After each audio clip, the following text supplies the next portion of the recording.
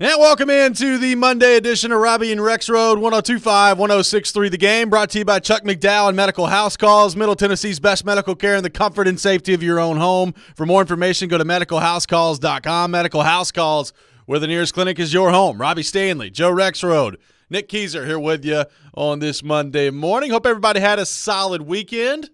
Joe Rexrode, good morning. How are you? Rexrode doing very well. I'm finally unmuted. I swear I kept clicking the button. Hey, maybe it'll be that type of day. Who knows? It probably will be. Who knows? Nick Keyser, how we doing? What's going on? I'm good. Are you going to unmute too? No, I'm okay. Okay, all right. I don't have to rely on my home internet to actually say hello. Okay, all right. There you go. But glad to have you here with us, Joe. Jeez. Great. Thanks. Catching some strays early on. We got a whole lot to get into today on the program. Alex Doherty from the Tennessean will be with us at 7 o'clock. We'll get his perspective on the Nashville Predators and their season coming to an end on Friday night. Where do the Predators go from here? That's basically going to be our theme for the day. What now? How does this season kind of influence the way that Andrew Burnett and Barry Trotz operate from here? We'll get into all that. Take your thoughts on that. 615-737-1025 is our phone number. Corey Curtis will be with us at 8 o'clock for his weekly visit as well. So looking forward to all that. And, Joe, obviously, with that in the backdrop, that means the Predator season came to an end Friday night against Vancouver. They lose 1-0 in what I thought was a pretty darn good hockey game that just did not have the conversion rate that you're looking for in a Game 7. But Predators had a lot of opportunities, especially earlier in the game, in the first and second periods, to find a way to get on the board. They weren't able to do it. Artur Shilovs makes the plays that he needs to make. And the Predators, I thought, got thoroughly outplayed in the third period. And with just under 2 minutes remaining, Pia Suter makes them pay, and they go home 1-0 after losing in 6 games. So I brought it up. This was kind of the weird part about it. In 2011, they lost the first one, won the second one, lost both games at home, won Game 5 to stay alive, and then lost Game 6 at home. And that's the exact same formula that played out in this series in 2024. So kind of weird there. But the Predators season comes to an end. And, Joe, yes, just yet another example of a couple of plays being there for the Predators to make that they just didn't make. And when you do that this time of year, that's how you find yourself at home in the first round. Yeah, first of all, that is somewhat eerie that it followed the same path. It is. You know, the huge difference, I guess, being that I guess right around that moment when they lost the first time to Vancouver, it was like, wow, they've got their goalie for a long time. And right after this one, we're already talking about, well, it's not like we haven't been talking about it before, but talking about the possibility of a different goalie. But yeah, just not enough ability to finish and just make that key play. Not enough ability to hold leads, in the series in general. And like you said, the third period, I just thought maybe this is giving them an excuse, but I just thought they looked exhausted in the third, like they were out of gas. Yep. It was somewhat stunning to see what Vancouver did to them in the third, because it really hadn't been like that in a while in the series, but it was almost inevitable. It felt inevitable that at some point they were going to find a way to get one past Saros, but it took an incredible pass with about a minute, minute 40 or minute 39 left to do it. It did. Brock Besser, JT Miller were just outstanding for Vancouver in that series. And from a forward perspective, that's really what got the Canucks through. I was in the Vancouver room after the game Friday, and I mean, you could sense like I don't want to call it a sigh of relief, but they knew that was out of the grind of a series, man. And the fact that they were able to close it out, I think there was some relief that it didn't have to go back home for a Game 7 and a winner-take-all situation. But, look, Vancouver deserves full credit for what they did in the third period.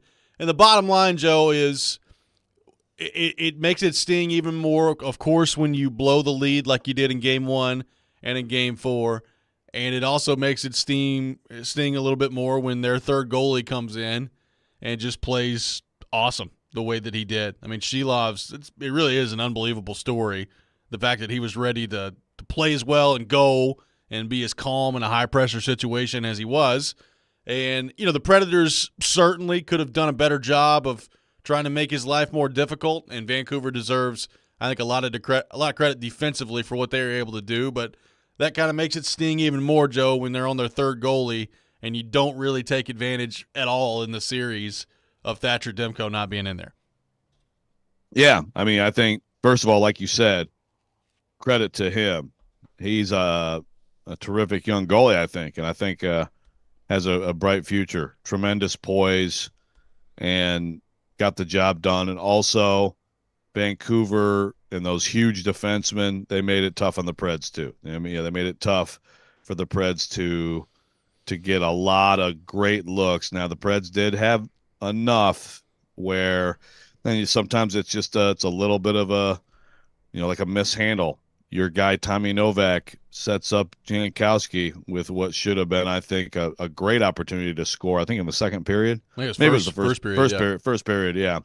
And just can't quite gather it and make the play. But a lot of it, I do think, is credit to how Vancouver played and what they have in the D-core too. They are big, stout, and maybe we talked about this last week. Because of the goalie situation, they were a little bit more defensive-minded than they would have been otherwise. Yep, and then if we want to boil it down to special teams, I mean, the Predators did a nice job against Vancouver's power play in the series, but their power play let them down in a big way. I mean, 2 of 22, I think, is the final tally in the series, and that's just not close to good enough. I mean, you don't have to be humming along at 25%, but you can't go 2 for 22, and yet again, Friday night, they had a great opportunity on a 4-minute power play on a double minor, which, you get a double minor called your way, you have to take advantage of that. And when they weren't able to do that, that was in the second period, and it kind of felt like from that moment on, the game kind of flipped. I thought Vancouver started to turn the table a little bit at the end of the second period. They had a couple of really good shifts in the offensive zone, and then they totally dominated the third. But, Joe, honestly, like in the back of my mind, when they didn't score on that 4-minute power play, I was like, yeah, that was probably it. That was probably your opportunity right there, and they let it get away. Well, in the back of my mind, when they got it, I was like, oh, this could actually be bad for them. Yeah. Because it's like you don't have a lot of confidence in their power play to get it done. And so this is going to be a big emotional swing for both teams when they don't, and they didn't. And they did have, I mean, I guess I'll give that power play credit. They at least had some moments of trying to, creating some chances on that power play. It wasn't a complete disaster like some of them were, but I think you're right. I think that the game did shift a little bit there. And then now you're in the aftermath of it. Your season comes to an end. It was a great run down the stretch. Of course, the 18-game point streak and how much fun that was to watch and the way they were playing in the second half of the year. I mean, it felt like they could potentially do something in the playoffs. And look, I mean, you can make a pretty strong argument that the Predators, on the whole, maybe outplayed Vancouver in this series. But in the margins, Vancouver was better, right? And that's how close it is this time of year in the playoffs. And Rick Tocchet was talking about that after the game. So now what does it all mean? Like, what is the way that they played this season, specifically in the second half, the way that you look at their roster right now and how it's constructed, what does it all mean in terms of where they go from here? We've already got people on the text line talking about the goalie, which, by the way, while we're on the subject, and we're going to get more into the goalie as we go throughout the show today, I mean, I do think everything you want to see from him in Game 5 and Game 6 in high-pressure impact, you got to make a play for you situations, he did. Like, I thought he was awesome in Game 5. I thought he was awesome in Game 6. He let one get away from him that was a shot all alone in the middle of the slot on a great play by Brock Besser. Like, I don't fault Saros for that goal on Friday night. Game 5, Game 6, he was really good. So how does that factor into the decision as well? But I had kind of a tweet thread about this over the weekend. I think we're about to embark on a pretty complicated offseason for the Predators. I think it's a very difficult one to kind of determine where to go from here if you're Barry Trotz, because we've talked about this all year, Joe. There's this, for some reason, label that won't go away out there, and I saw it more this weekend, that the Predators are like this young team on the rise. And they're not. They're not a young team. Like, go look at their roster. The roster does not lie. They are actually one of the older teams based on their roster and the veteran players that they have. They have some young pieces, and we saw another one get in the lineup on Friday in Yusso Parson. They do have some young pieces, and they have some young pieces down in Milwaukee that you would assume in the not-too-distant future are going to be a part of this group. But how does Barry Trotz view this offseason?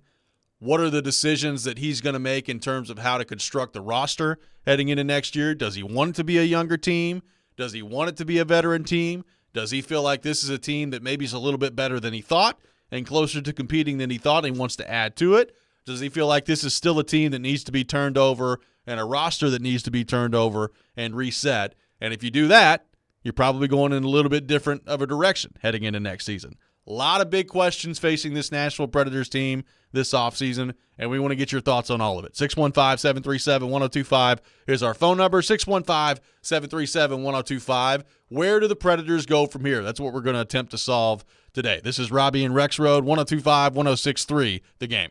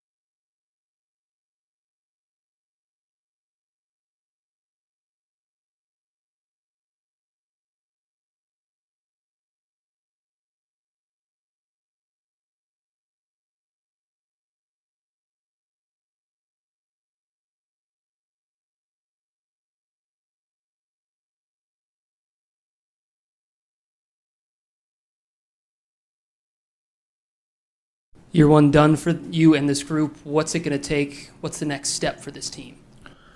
I don't know. The next step for me is just sleep for a week, and I'll have an answer at some point. Feel right now the hurt and the pain's bigger than what's ahead. Again, I would have loved to play a game 7. It's the best thing in hockey to do, and you dream of it, and it didn't happen. And I'll reflect. I'll hide in my basement for a while, and I'll come out and maybe see the light. How's Andrew Brunette after the game on Friday night after the Preds eliminated by the Vancouver Canucks? We're taking your thoughts on the Nashville Predators, 615-737-1025. We are live from our Busy Bee Plumbing, Heating, and Air Conditioning Game Nashville studios, home of the $99 yearly Beehive membership where the buzz is always about great service. So, Joe, what now? Where do the Predators go from here? How do you put into context the run in the second half of the year, the 18-game point streak, the, I guess, pleasure it was. It was a lot of fun to watch this team navigate their way into the playoffs through the second half of the regular season. It was a tough, gritty, tight playoff series against Vancouver, and you're out in the first round. So how does what we've seen from this group begin to kind of shape the offseason if you're Barry Trotz and the Nashville Predators? Yeah, it's a great question. And first of all, my answer is I don't know, because you laid it out. You mentioned in the first segment, and you also, your X thread was, I thought, got to the heart of the matter. It really is sort of what do Trotz and Brunette both envision for next year? Is it just add now and just do as much as you can to build around what you have this year and try to make a big move or two for a proven player and see where that takes you? And is that in tandem? That can still be in tandem with moving Saros.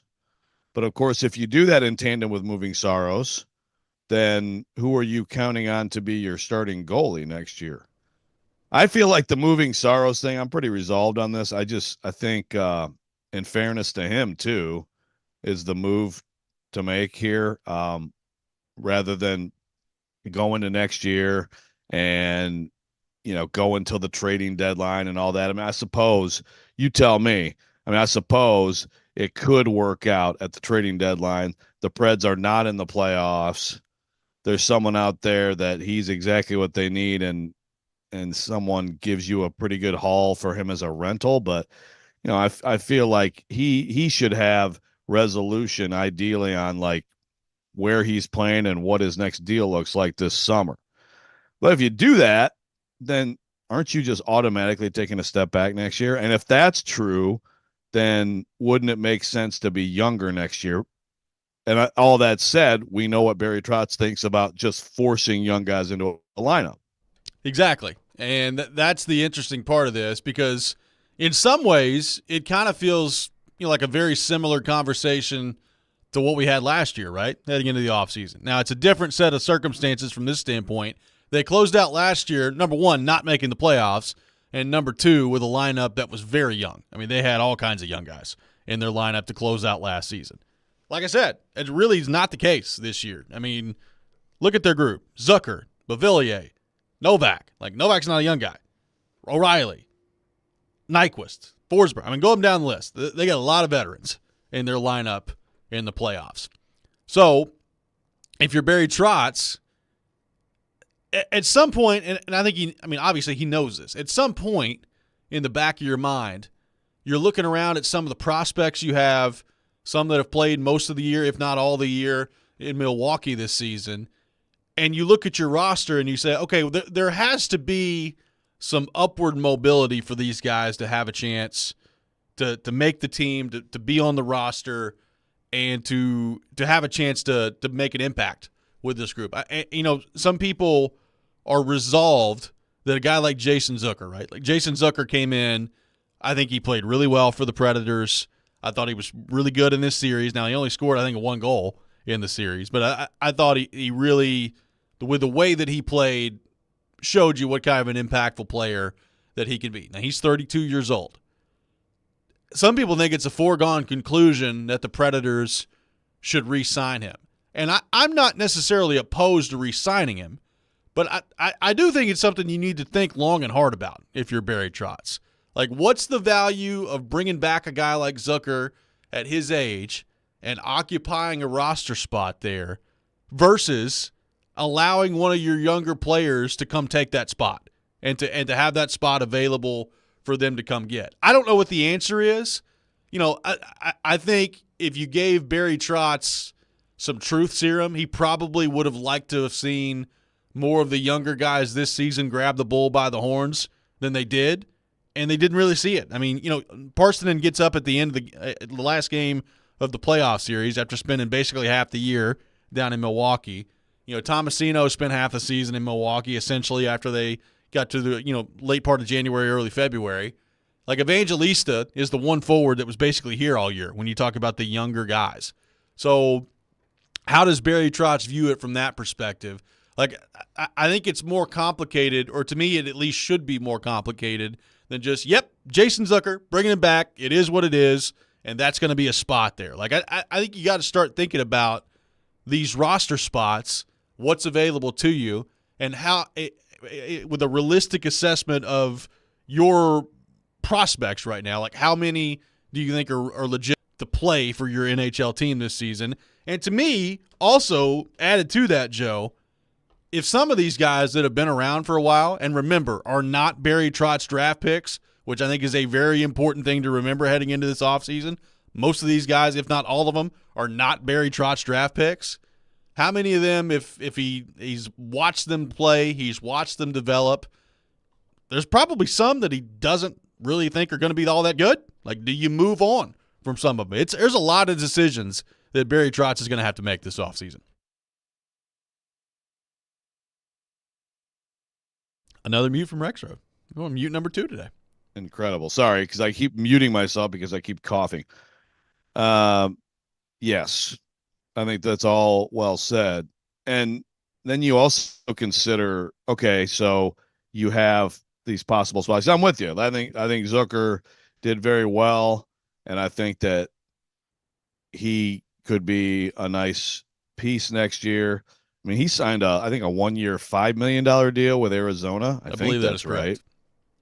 You know, so what's he going to command? I mean, can you get him for like 3? If it's over that, like if it's over $3 million, it's not even a consideration. If I'm the Predators, then you move on. So if you're gonna go young, and again, it's just like, to me, that's the goalie thing is such a huge deal. Like, I mean, someone on the text line here is like, trade Askarov. Like, he's not ready. Okay, well, he may not be ready, but I think he's going to be really good. But if you do move Saros, then are you then going to get a cheap goalie to go with Lankinen? I mean, is that the idea? And if you're going to do that, and if you're going to intentionally go younger, then you look at like O'Reilly and Nyquist, you know, and some of these moves, and it's like, so what are those guys supposed to think? You know, that's the really interesting thing. You talk to the veterans, and they would tell you, I promise you.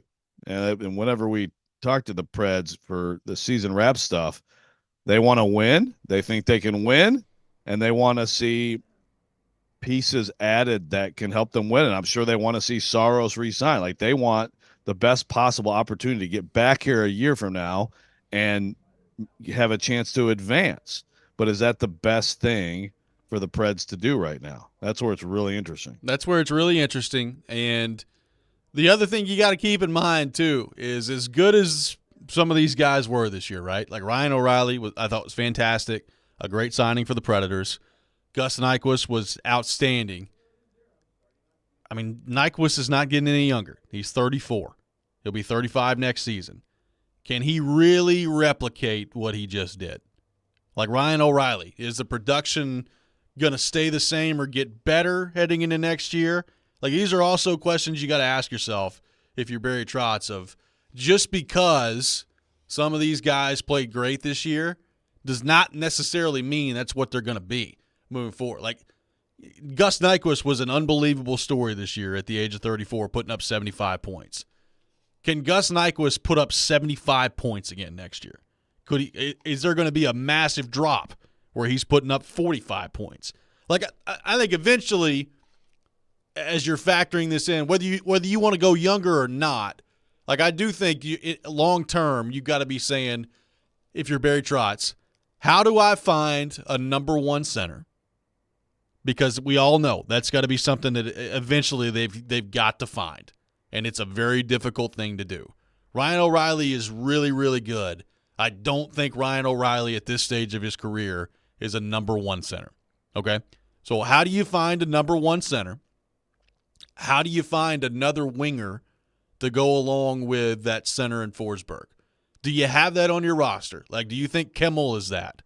Do you think Evangelista can be that? Like, there's a lot of questions that you got to have, and you don't necessarily have to solve all of those this offseason, but I think as you're trying to map out the future here, it's a little bit more complicated to me than just running it back and hoping that the guys who are in their lower to mid-30s replicate the magic that they just had this year. I think it's a very dangerous game to play if you're Barry Trotz. No, I think that's a great point. No doubt about it. And so, I mean, I think you sort of have to. I mean, you kind of have to. To me, you kind of have to pick a way to go. And Yep. and I think we're gonna know once the once the off season gets going. 615-737-1025 is our phone number. Your thoughts on the Nashville Predators. Where do they go from here? What should the plan be for Barry Trotz this offseason? And we're going to get a little bit deeper into the goalie part of it coming up next. How do you view the UC Saros situation? Now that the season has come to a close, there's a decision coming up here at some point for the Predators and UC Saros. What should it be? We'll take your thoughts on that. You're listening to Robby and Rexrode, 102.5, 106.3 The Game.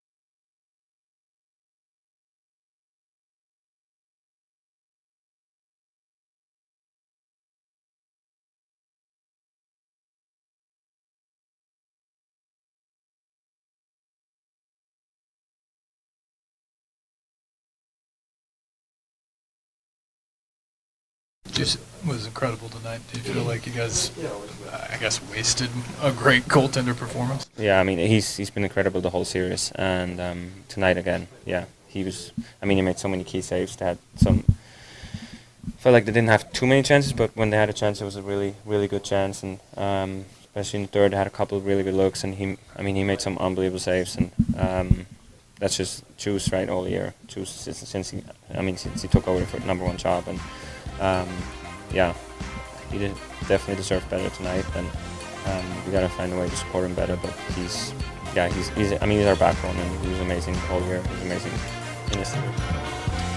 That's Roman Josi after the game Friday night on UC Saros. Saros only lets in one Friday, and that was enough. And Vancouver advances to the second round to take on the Edmonton Oilers. So throwing the goalie question out there, at some point here, the Predators are going to have to make a decision on UC Saros. He is eligible to sign a contract extension on July 1st. That doesn't mean he has to sign it then, and it doesn't mean the Predators have to offer it then.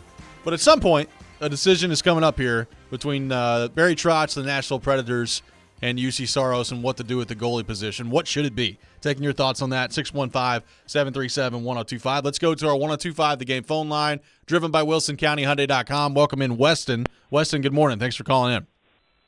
Good morning, guys. I think realistically, I know, Joe, you were kind of resolved on the situation and thinking Saros needs to have an answer. And I think the answer is, I think Barry Trotz needs to tell him, hey, we're giving you to the trade deadline next year. We are bringing up a Skarov, and we're going to split your reps 50-50. That way we can see the path moving forward. I think that's the most realistic expectation, and I think that's really the only way you're going to know moving forward what you need to do with both goalies. And I think moving up next year, I think you can do that because Skarov is so cheap. You get rid of Lankinen. But that's just my thoughts. I'll hang up and listen. Yep, thanks for the call, Weston. So just a quick contractual thing on the Preds heading into this offseason for goalie. Saros has got 1 year left. Lankinen is an unrestricted free agent. So Lankinen's a free agent heading into this offseason. So if you want him back, you're going to have to, obviously make him an offer and beat out whatever else he could be looking at in free agency. And then there's a Skarov, who I believe next season is the final year of his entry-level deal. So you've got those three things kind of in the background as it relates to the contract situation for the goalies heading into this. Joe, I don't know that I'm a big fan of bringing a Skarov up next season and going 50-50. Like, I think you need to identify a starting goalie and have your starting goalie. If that's Saros next season, then great, make him the starter. If it's not and you move on from him, to me, it's a Skarov at that point. Look, I understand, and Barry Trotz has talked about this. Just because July 1st is the date that Saros is eligible to sign a contract extension does not mean that's exactly when you have to get this figured out. My preference, Joe, to me, and we'll see whether or not the Predators agree with this, I think the Predators should get this resolved before the season, one way or the other, whether that's a Saros contract extension or it's moving UC Saros and going with a Skarov and whoever next season, whether it's a Skarov and Lankinen or if there's another goaltender out there that's a free agent that you identify that you want to be the tandem. Like, I think picking a direction at goalie is really important here. And, regardless of which way it is, whether it's the contract extension or moving on from Saros and going with a Skarov, I think kind of identifying that next path here is the biggest decision that Barry Trotz has to make this offseason. And honestly, which way to go on it, I've been back and forth the whole time. Like, do I believe UC Saros is good enough to win a championship with in goal? Yes, I do. Do I believe that it's worth the money that he's going to be asking for, at least that I think he's going to be asking for, which is probably somewhere in the neighborhood of the Connor Hellebuck deal? Do I think that that's the best allocation of money to use in today's NHL? No, I don't. I don't know that I would be willing to pay a goaltender that much in today's present construct of the NHL. So it's a very difficult decision that I've kind of gone back and forth on. If you had to force me to choose right now, Joe, I think I would move Saros this offseason. I think that would be my answer. Yeah, no, I'm the same way. And I've also been back and forth. So I'm with you. I mean, at different times this season, I've thought. But here's another question on Saros. Is someone willing to pay him that? because, here's a texter who says Preds fans temper their expectations on this haul for Saros. I agree with that. Also, I don't think that that's new information. I mean, I think, frankly, I don't know this for sure, but I think if there was a haul at some point offered, I think he'd be gone already. I think there's a decent chance he'd be gone already. Yep. So I agree. The haul is not going to be as good as you hope, but also, like, what teams out there want to give him 7 by 8 or so? It's a great question. And some of that is like, here's a perfect example of the problem that I think Barry Trotz is facing here, right? Everybody would agree, if you've watched him play this year, Thatcher Demko is one of the top 3-5 goalies in the league, right? Like, he's really, really good. Vancouver just lost him in a playoff series, lost their backup in the middle of the playoff series, and still won with their third-string goalie. Now, albeit that's a different and difficult situation to replicate, it just kind of goes right in line with what's been happening. I talked about it heading into the playoffs. Like, 2 of the top 10 goalies in terms of cap hit, I think, have made it to the second round, right? I mean, that's just the reality of the league. Last year, Aiden Hill was the starting goaltender of the team that won the Stanley Cup. The year before that, Darcy Kemper, who is a good, not great goalie, was the starting goaltender of a team that won the Stanley Cup. So when you factor all these things in, like, you can see it. Like, Jake Ottinger last night was awesome for Dallas, and he's a big reason why they punched their ticket and won Game 7. Like, goaltending still really matters, but does it matter to the point where you pay the big money for it? Like, that's the question that Barry Trotz has the answers. And you can point to examples where you can say yes, and you can also point to examples even in the first round where you say, man, it didn't look like it mattered a whole lot. Vancouver's a perfect example. Connor Hellebuck got absolutely lit up by the Colorado Avalanche. Like, it's a really difficult question to answer in terms of how important goaltender is in terms of the money that you allocate towards it right now in today's NHL. Yeah, and that's the thing. There will, maybe this year the Rangers win it and Shesterkin's the Conn Smythe, and it's like, well, okay, let's remember that this still is very critical to have a guy like this. But there's just too many examples, like you said, of teams figuring it out. Multiple people. I mean, shoot, you can go back to my beloved Red Wings teams of my youth, and they had good goalies. They had Mike Vernon and Chris Ogg is good, but that's not why they were great, But then you look at tell me how much of the Tampa Bay Lightning success had to do with Vasilevsky. I mean, it wasn't just him. Sure, it's also Stamkos and Kucherov. They had everything, right? But certainly, they did not suffer from pain, from having a goalie on a deal like that. For sure. Yeah, it's very interesting to think about who would be interested enough in Saros and would want to give him that kind of deal. And yeah, look, you mentioned it, you kind of suggested it there. I have thought in the last couple of days, like, is Saros willing to take less? I don't know. Like, how does he look at the situation? I mean, if I'm his agent, it's like, screw that. Yeah. I mean, you are that level of goalie. The hard thing for him is this is the worst year of his career. Correct. In terms of his numbers. And so that's not how you want to go into a summer like this. Now, at the same time, the last 2 games also kind of illustrated how great he can be. So at least he does have that going for him. There's that. And then there's, I think, an important point that you've brought up too.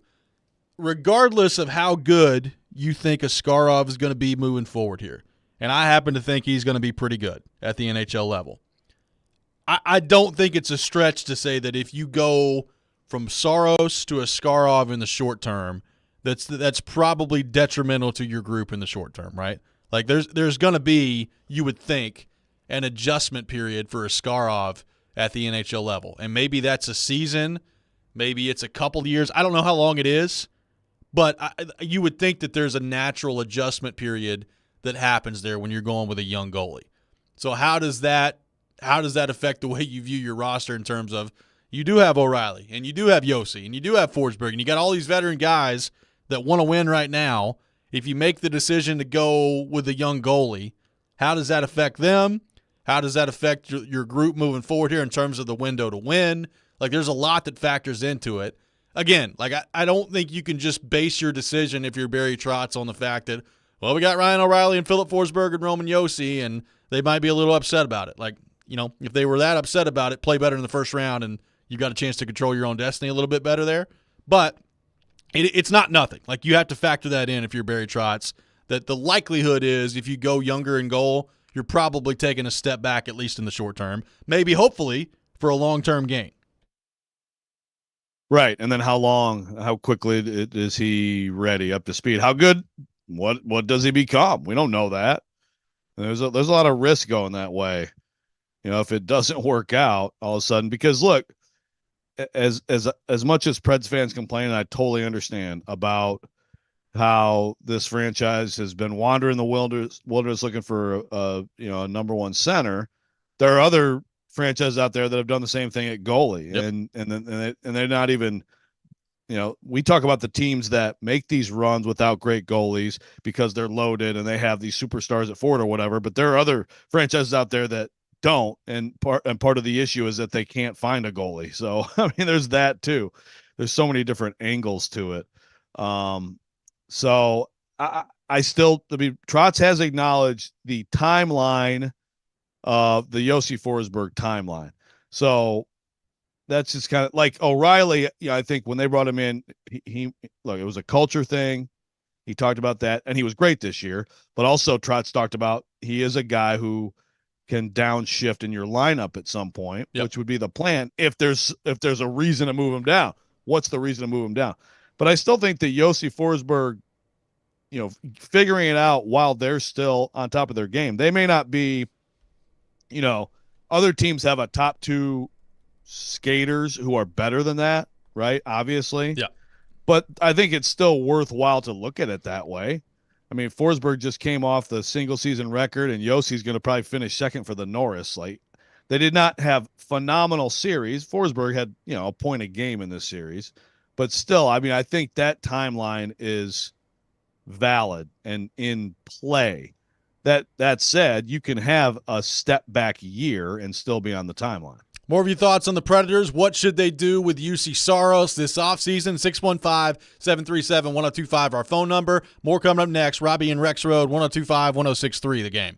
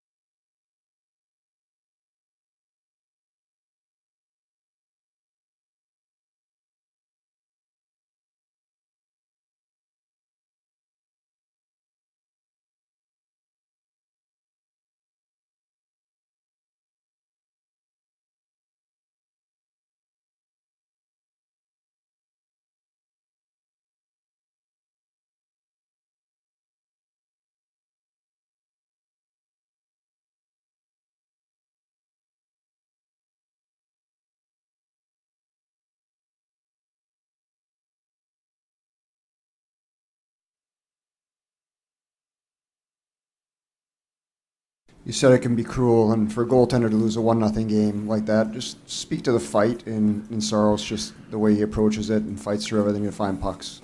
He's all fight. Yeah, he's all competitive fight. He's awesome. You know, and again, the saves he made the last 2 games to keep it where it was, you know, I think speaks volumes of his commitment to be great. And unfortunately, one went by him at the end. I had a feeling tonight it might have took all night to get one by him, and unfortunately won one in. That was Andrew Burnett on UC Saros after the game on Friday. Taking your thoughts on the Preds. 615-737-1025 is our phone number, 615-737-1025. We'll have Alex Doherty from the Tennessean coming up at 7 o'clock. Get his thoughts on the Predators as well. Discussing UC Saros and what the plan should be in goal for the Predators this offseason. He is eligible for a contract extension coming up on July 1st. Will the Predators do that? Will they elect to trade UC Saros and go with Yaroslav Askarov moving forward? Which, by the way, Joe, I know you've been clamoring for this all morning long for your Admirals update. They're down 0-2 in their series in a best of 5. They got to win 3 in a row at home coming up here. So, staving off elimination, they're going to try to at home. I don't know what Nashville sports media is going to do if this Milwaukee team gets bounced too early. I did actually know that, Robbie, and I must say, though I would not advise Askarov to do what he did in Game 2, I was highly entertained by it. For anybody who didn't see it, man, you could easily look that up. I mean, he's out there just bodying people. I mean, it was pretty awesome. You try to, in these conversations, because look, I have the ultimate respect for UC Saros. He's fantastic, and I hope he gets rewarded, because the Preds have actually been stealing from him, really, in the last few years with his deal. But also, you have to try to, as you're talking through this, you have to try to, like, not be biased, because I am excited about the future of that dude here and the entertainment value he's going to bring. He's going to bring a different kind of an edge. And maybe at times it'll be detrimental. Yeah.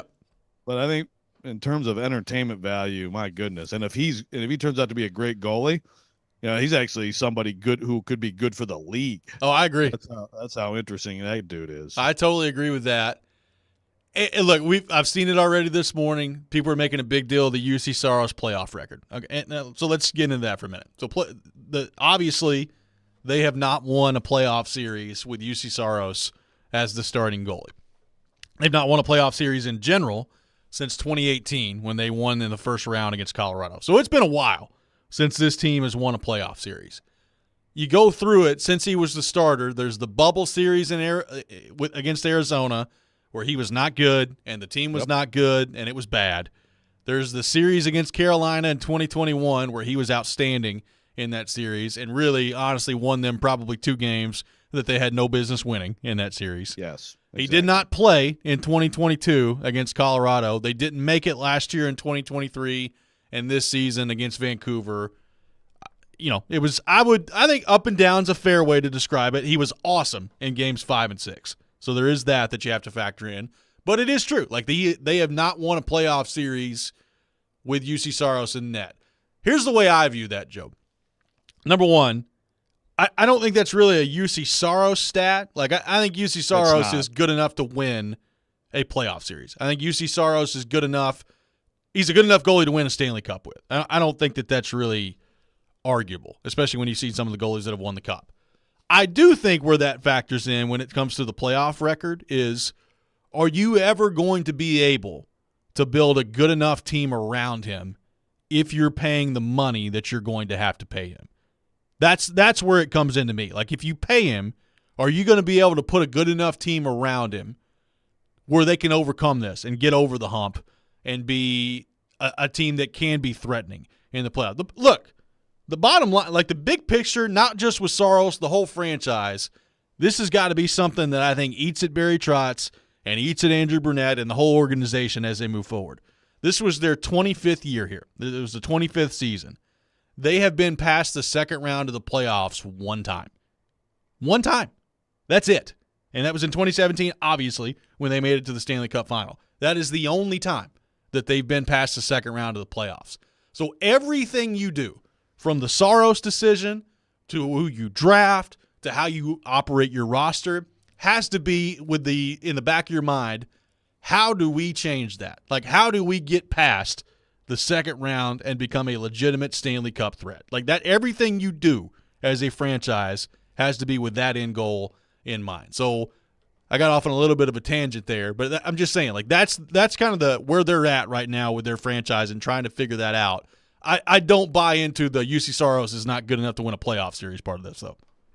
Yeah, the playoff record is it's low hanging fruit, and it really doesn't say much. But what it says to me is, I mean, look, they were not the better team in this series. They were clearly not the better team against Carolina. You can ding him for the Arizona, his first opportunity. And remember, going into that, there was still a lot of people saying, you go back to Rene, go back to Pekka. But they went with Saros. He didn't play well. I think he acquitted himself well in the last two series, and the Preds lost to superior teams. Now, I know some people will say, yes, but a third-string goalie. And I hear you. But first of all, I think that kid's going to be really good. I really do. And also, I think Vancouver did a great job of protecting him. And DeSmith when DeSmith was in there. So I think everything you said there is really the bottom line of this. Obviously, this is not a Brunette issue. He just got here. Yeah. It's not a Trotz issue as GM either, although he's been a big part of this franchise's history as coach. I think one thing it does tell you is that if you are deficient in evaluating and developing forwards, which is clearly what this franchise has been, that affects your bottom line negatively, maybe more than being really good at finding and developing goalies and defensemen. I mean, I have to kind of conclude that, right? Yes. Oh, and here we are again, Joe. Like, this was one of the best offensive teams in franchise history. You have a system that I think is conducive to more offense, so you feel good about that. And yet and still, you just got out of a playoff series where you scored 12 goals in 6 games, 2 goals a game, against a backup goalie and a third-string goalie. And I'm with you. Like, I think Shilovs is going to end up being pretty good. I'm very interested to see if he's a net for this upcoming series against McDavid and Draisaitl, what that looks like. But again, I think he's going to be pretty good moving forward here. But you're coming off a playoff series where you just couldn't score enough, right? I mean, that's what it is. You didn't score enough to get yourself out of trouble. And that seems to be a consistent, persistent theme with this franchise. And it's a different set of leadership now. Like, we got people on the text line like, when the franchise is going to look at themselves? It's like, well, that's what they did last year. They looked at themselves. They got a new general manager. They got a new coach. So they've done that. And I think the early returns on that are great. Like, you see Andrew Burnett, obviously, one thing we learned this year for sure is he's a good coach. I liked, for the most part, what Barry Trotz did as general manager this year. So I feel really good about those two in place moving forward here. That doesn't mean that there's just a linear path. Like, I think 2015 to 2018 is a good example, right? Like, they got better. 2015, you could see it. They were young. They put up a good fight against Chicago. They got to the second round of the second round in Game 7 the next season. Cup final the year after that. President's Trophy the year after that. I mean, there was boom, boom, boom improvement with that group. And I think people just expect that that's what it's going to be here, and that's where the age of the roster comes in. It's not necessarily going to be that, and that's what makes it a big offseason. Right. That team had Forsberg he was a young guy then. Arvidsson was a young guy. They had some, I know they traded for Forsberg, but they had some young forwards. I mean, look, they had Fiala. Yeah. They had a young forward in Fiala who was an exciting young talent. They had some guys in the top 6, and then they had a number 1 center they traded for who was, for a brief time, a legit number 1 center. Who was also young, by the way. Yeah. And so it's just a very different situation. I think, the ultimate answer to long-term on this is, because the thing is, you're at some point, even if you do this with Saros, you're going to get to the point where you have to pay a scar off, right? Yeah.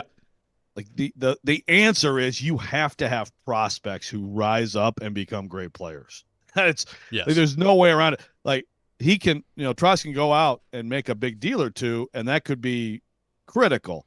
But if a decent percentage of these guys aren't rising up, developing, and becoming more than just guys in the league, then it's just not going to be sustainable. Look at what Dallas is doing with young guys who keep coming up through their system. Yep. And becoming great players. That's what you've got to be. Coming up next, we'll be joined by Alex Doherty from the Tennessean. We'll get his thoughts on the Predators. You're listening to Robby and Rexrode, 102.5, 106.3 The Game.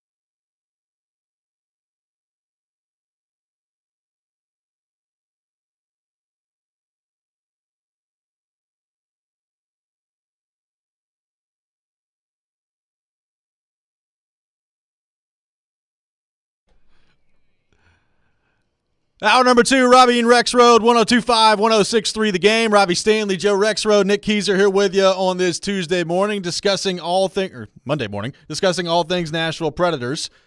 Taking your thoughts, 615-737-1025. Let's go to our 102.5 The Game phone line, driven by WilsonCountyHyundai.com. Welcome in our friend Alex Doherty from the Tennessean. Alex, good morning. How are you?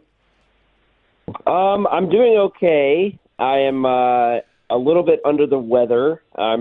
I don't know exactly where it came from, but I cannot rule out the possibility that Luke Shin got me sick. I was going to say, like, this is this an extension of Luke Shin's maybe some problems he was having in Game 5? Yeah, I don't know for sure, but I can tell you this: if I was having to cover a Game 7 in Vancouver right now, it would have been miserable. I would have been absolutely. It would have been terrible. So it's blessing in disguise. Well, we appreciate very much you taking time to power through with us this morning here on the program. So let's just start with the series. Now that it's over, your thoughts on the series for the Predators against Vancouver, and now kind of with that in the backdrop, leading into what sort of an offseason you think this is for the Predators, given the 18-game point streak down the stretch, the age of the roster, the decisions in front of Barry Trotz. How do you view where the Predators sit after this series?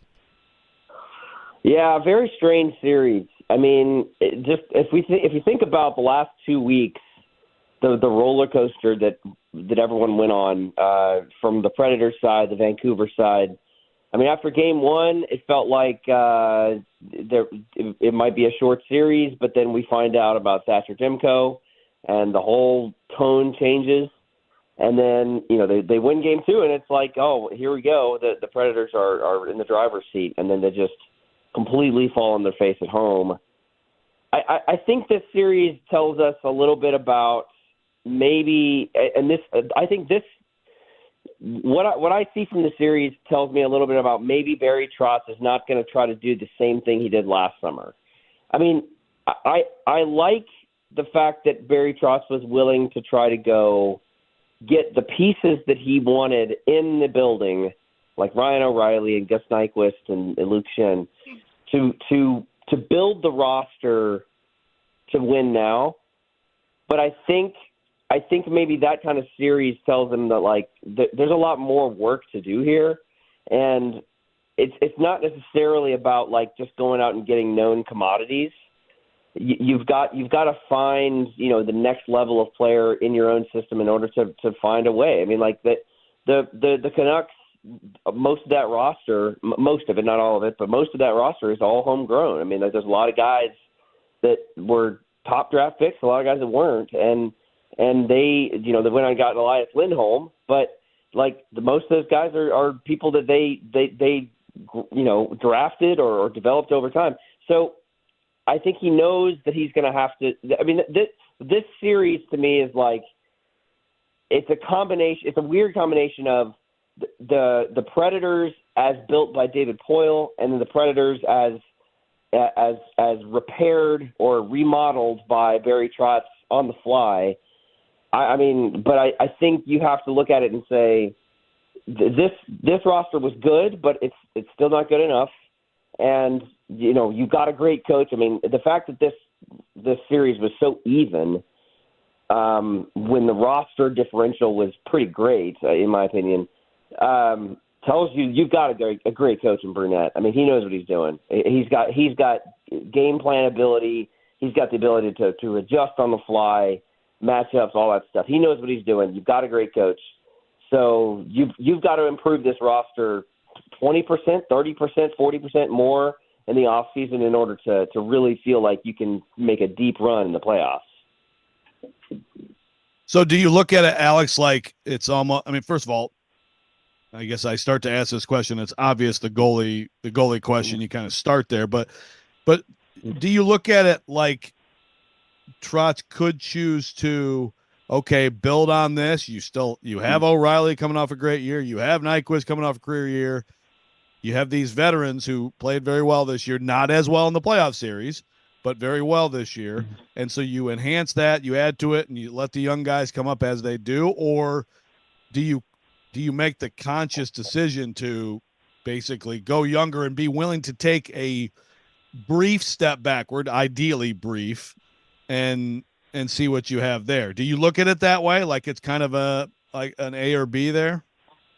Yeah, I mean, I think what we know about Barry Trotz so far as year one of his general manager job is that he's much more willing to he seems like he's gonna lean towards known commodities rather than just throw in younger players, right? I mean, even at the trade deadline with getting Zucker and Beauvillier. So I think he probably has learned a lot in this year. I think he realized.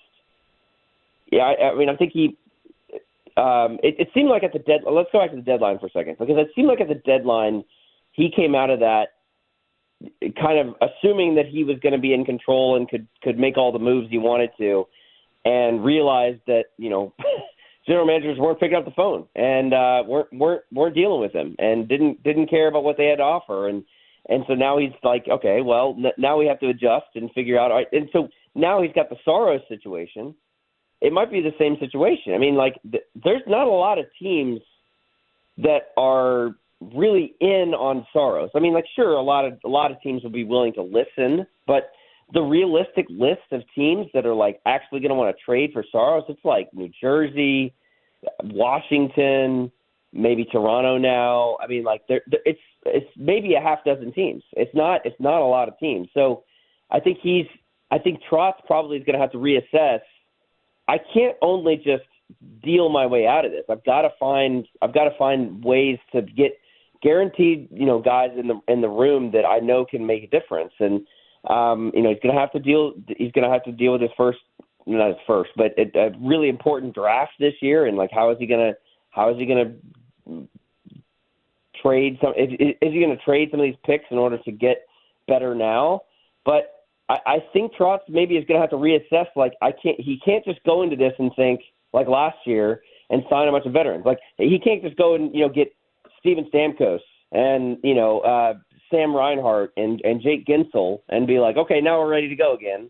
I think he's got to realize like we need some younger guys. We need some good young 23, 24-year-old guys that can make a difference, because that was the difference with Vancouver. They had those guys. They had those guys that could play like that, and a lot of the teams that are still in it for sure. So does that mean he tries a new avenue? Maybe he goes the offer sheet route. I know everyone loves to play pretend and and imagine what could happen there. Does he go the offer sheet route? Does he go with the massive trade where he gets Cole Caulfield from Montreal or something like that?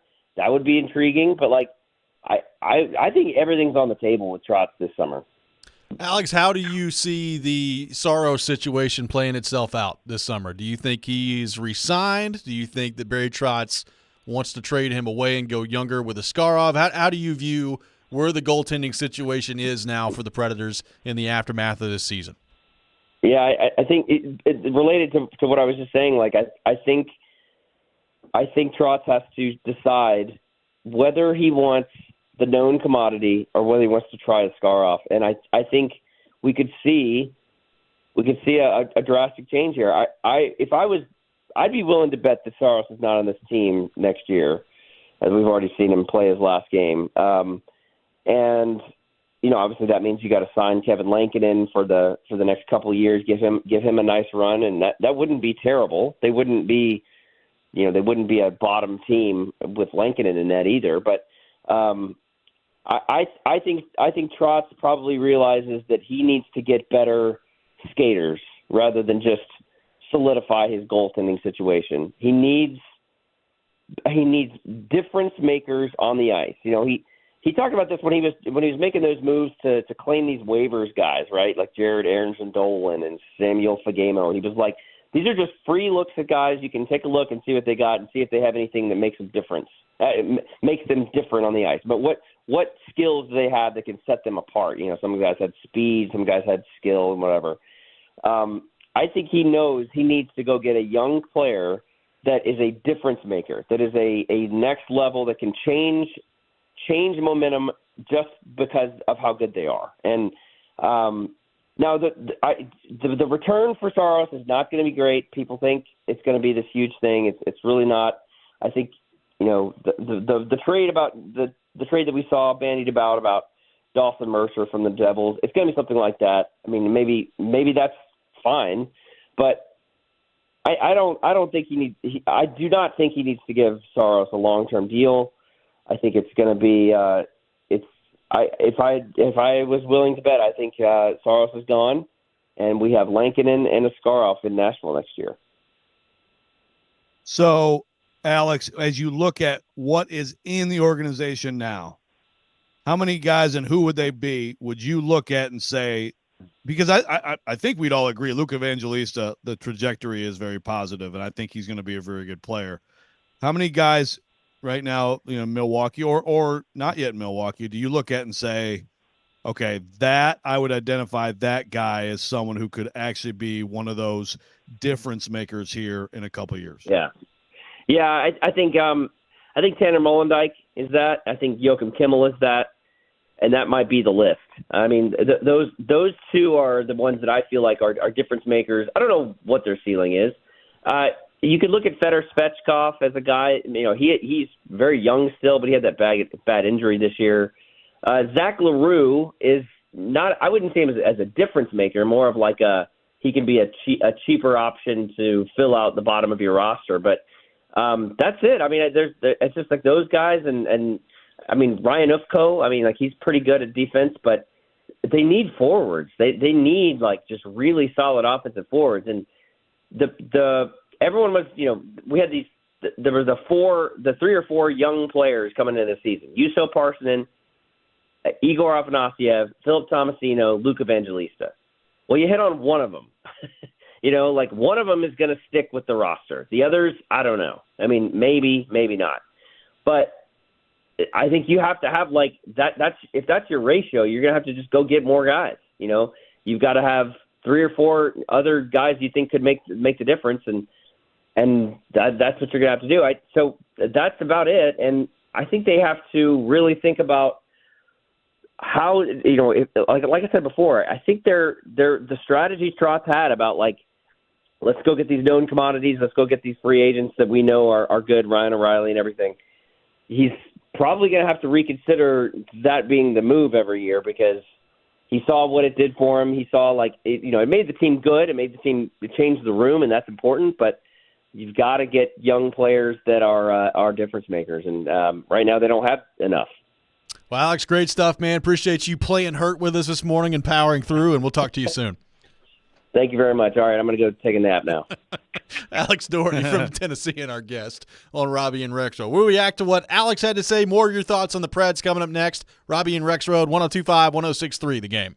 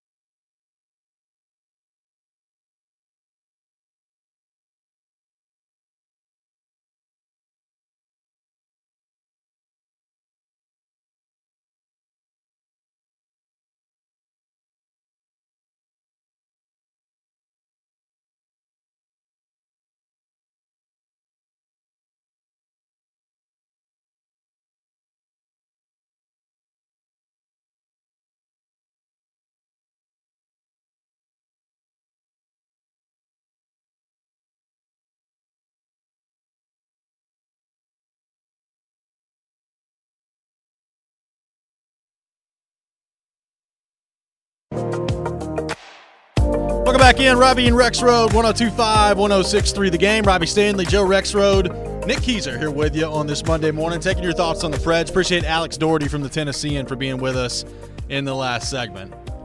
So, Joe, you brought up a team that I think is a really good example of kind of like the perfect area of what you're looking for. Like the Dallas Stars, who were Central Division champions this year, my preseason pick to win the Stanley Cup, just won Game 7 last night against Vegas. They got really good veteran players, right? Like they've got your Jamie Benz and Sagans and Joe Pavelski and Suter and Duchesne. Like they've got a lot of guys that have played a ton of hockey before. They also have Jason Robertson, who is 24 years old. Rope Hintz, who's a young player. They have Wyatt Johnston, who is unbelievable in the first round against Vegas, who's a young player.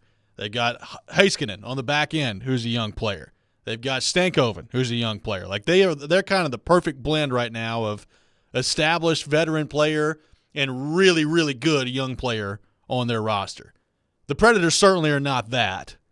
The question is, how do you get to that? And I wonder what something that Alex brought up there. If you're Barry Trotz viewing this season, like Barry Trotz knows that at some point your younger players and your draft picks have to be that next wave coming in to take over if you're ever going to get to where you want to get to win a championship. He knows that. He's not ignorant of that. So with that in the background, if you're Barry Trotz, how do you view this season in terms of where you're at with your young players? Because it is an interesting point that Alex brings up. I mean, Evangelista started the year, Parsonen, Tomasino. Now, Afanasiev didn't start the year with the team, but he came up at some point. Like you had Cody Glass, there was some expectation on him this year. You had some young guys. This was a younger team to begin the year than it was that finished the year. So how do you view that if you're Barry Trotz in terms of what you saw from those young guys this year and where that could be leading you moving forward here? Because really, the one guy at forward, and I think it's a little bit different on defense. You know, Stasny came in, and I think they're excited about what he's going to be. But the one guy at forward that stuck all year that was really a young player was Evangelista, and that's pretty much it. So how do you view that if you're Barry Trotz in terms of what that means for you moving forward? Yeah, no, it's a great question. And one thing too is Trotz is new, but largely the organization, the scouting network and everything is the same, right? Should he have changed more of that? Should he change more of that? I mean, I think that's also worth talking about in the long term view, in the big picture. But it's so much of like, how many of these guys does he believe are going to be difference makers, as Alex Doherty said. I think that's a great way to put it. Difference makers. I think Evangelista will be, and Kemmel. I think we all identify that. I watch Kemmel play because, of course, I obsessively watch the Milwaukee Admirals. You do, and he is. I think you can see it with him, no question. If we want to talk about young guys, I do think that Stasny is looking real good. I like his future, and obviously, as he mentioned, Molendyke as well. But it's just a lot of these guys have you do wonder, like, are you cycling to the point where it's like, okay, well, they're good enough to maybe be in the league, but like a Tomasino, what's everybody says, well, he's young, you got to wait and see. But at some point, you got to see more, right? Yeah. You got to see more from somebody. We've reached that point with him. And like where are we with Cody Glass? What's the evaluation on him? I mean, I think he's a solid player, but like guys who you want guys who are like, okay, I could see that guy at least being like a middle six forward, right? Yeah. For sure. And just like Alex said, I don't see enough of it. So it's just so interesting in terms of this offseason. What's the move then? Because of course you can't just every year try to go out and get veteran guys. I mean, I think it totally makes sense what Trotz did in retrospect. Totally makes sense what he did, and I think it worked. It worked extremely well. I agree, but it's still not addressing the core issue. Well, to Alex's point, I don't think it's something that you replicate now, right? Like, I'm not saying the Predators go out in free agency this year and they don't spend any money. Like, I think they will, and I think they should. Like, you should always be open to identifying the right pieces to bring into your group. And if you feel like there's somebody that you really want in free agency, Stamkos is probably a bad example because I don't think he's going to get there. But like somebody of that ilk, like if you identify somebody that you really want in free agency, then I'm all for the Predators trying to go get that guy. But at some point, your younger players are going to have to either step up and take hold of some of these roles, or you got to find some new younger players, right? Like, that's what makes this so interesting. Look, I would be willing to bet, and I don't have any inside information on this, but I've said this all year long. One thing you got to keep in mind is a lot of these young guys that we're talking about, almost all of them that we're talking about, were not drafted by Barry Trotz. My guess is that when next season rolls around, there's going to be one or two of them that are not here anymore. And I don't know who that is. I don't know exactly what the plan is going to be there, but there's probably going to be one or two of them that are gone.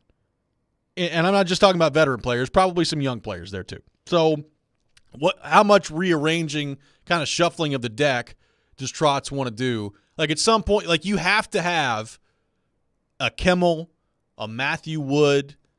And look, I'm excited about Molendijk too on defense, but specifically at forward. Like you got to find some forwards that are game-changing type of players. And for too long in this franchise, drafting and developing young forwards, not just to be good players, but to be great players, has been really difficult to come by. And it's a different regime now. You've got Trotz, you've got Brunette. Like there's no body of work for them to this point to judge how good or not good they're going to be at doing that. But if you're ever going to get to a point where you're consistently getting past the second round, which, like I said, they have been past one time in the history of their franchise, the answer is you have to identify and develop game-changing elite-level forwards. And the other part to that, Joe, is we know what they're drafting now. They're at number 22. They have the 22nd pick in the first round coming up. And can you identify and develop those forwards when you're picking as late as they're picking in the draft? I mean, that's the question we come back to every year. Right. And last year, Trotz clearly tried to move up. I mean, it was no secret at all. Yep. He was trying to get up there and he just couldn't do it. And so it's just not as easy as you can talk about it, but it's a lot easier or a lot more difficult to actually pull it off. You mentioned Trotz and Brunette together. Like you said, we don't know. We saw a good year of hockey, and it's an encouraging start. But in terms of finding these guys, identifying them, and all that stuff, so and I think it's important to note Brunette is he's going to be a big part of that, right? Yes. I mean, he's a guy who's been in the front office, so it's not like he's had different roles too. But the struggles of the Preds over the long term, how much of that, I guess, would you put some of that on Trotz because he was the coach for all those years when two of the three areas they were really strong in and one of them they weren't? Maybe. I don't know. I mean, certainly when you start to list off areas that he's going to have to prove, that's one of them, right? Like you have to prove that you can identify and draft elite level forwards. And look, the easy answer is the Predators have never been at the top of the draft where they've had a chance to do this. And I get that, and I think that's certainly a big part of it. You can also identify forwards later in the draft. I mean, look around the league. There are a lot of guys that were taken late first round, second round, fifth round, like whatever you want to do. Like there are guys that you have to identify, and that's where it comes down to your scouting staff, where it comes down to you as a general manager, Andrew Burnett as coach, of identifying players that you feel like could be those guys for you. We heard Barry Trotz talk about it last year, right? Bring me some big swings. Like I want to take some risks and find some guys that are going to work out. And when you operate that way, there are going to be some that are total whiffs, right? Like you're going to miss on some. But your hope is that you can identify two or three that become foundational pieces of your franchise. And that's going to be really important for them to do over the next 5 years here. Robby and Rexrode taking your thoughts on the Preds, 615-737-1025, our phone number. More coming up next. This is 102.5-106.3, The Game.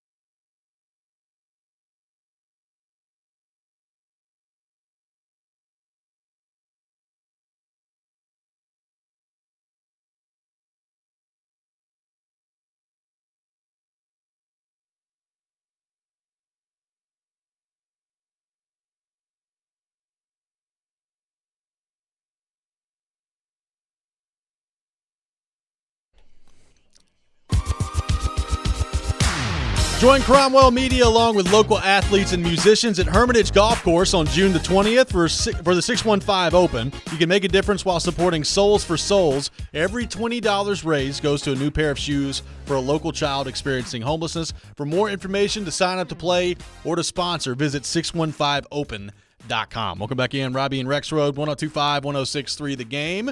We'll have the Rex Rant with Joe Rexrode coming up here in about 10 minutes. Corey Curtis from News 2 at 8 o'clock.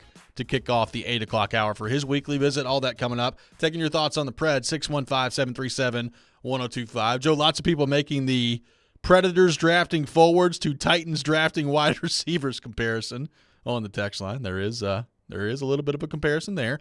James on the text line says, it all boils down to this year having a rookie general manager, rookie head coach with a lackluster offensive ability outside of about 4 players. We need to bolster our top 6 forwards, get some more youth in our defensive core. As far as Saros and Askarov conversation, I'd ride with Askarov. I love Juice, but it has already been said that Askarov could be league-changing. The thing about the defense core is it's really interesting here, and this is a decision for Trotz that we've not even really brought up yet. Fabro's under contract for next year. Shen obviously is under contract. Yossi, McDonough. I mean, Lozon's under contract. You got a lot of your spots spoken for. You would assume that Spencer Stasny is going to make the team out of camp. I would be shocked if he doesn't make the team out of camp. So there's 6 right there. What about Carrier? Carrier is an unrestricted free agent. I thought he was up and down in the playoffs for the most part all season. I thought he was pretty good.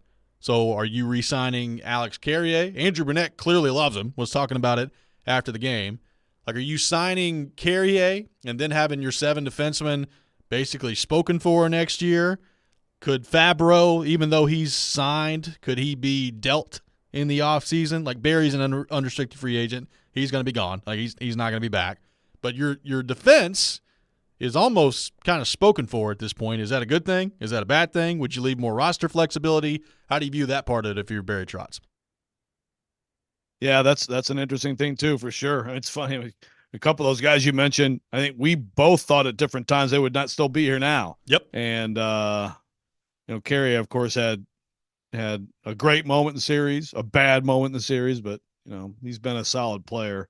That's a big question. The forward receiver comparison, I do need to hit that for a second. So in the Titans time here, you would look at D-Mace. Yep.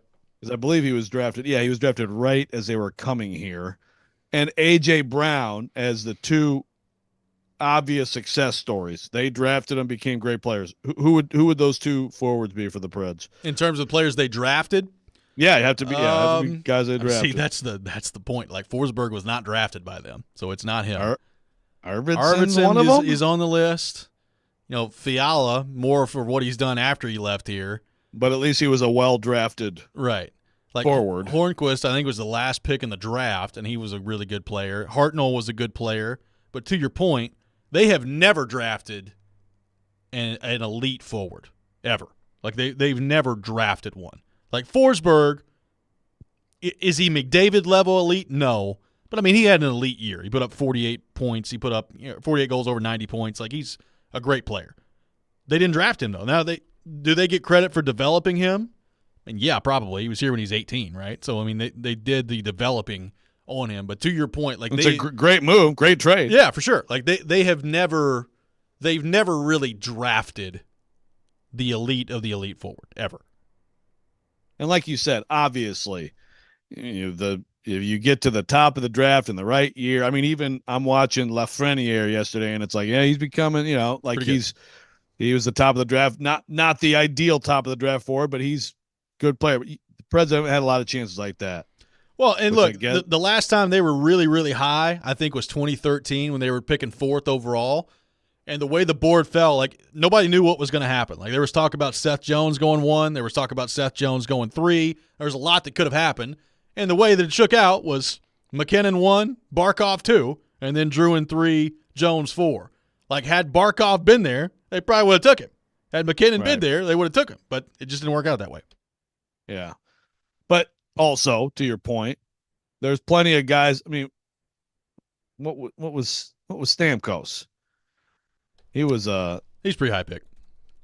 Okay, But I thought for some reason Kucherov I was thought- not. Like Kucherov was, yeah, that's why I got it mixed up. Kucherov was a lower pick. I mean, and even like Yossi, who's the greatest defenseman in franchise history, second round pick. So if Exactly. you're good at it, you can find these certainly guys who can be difference makers, even if they're not, Hall of Famers.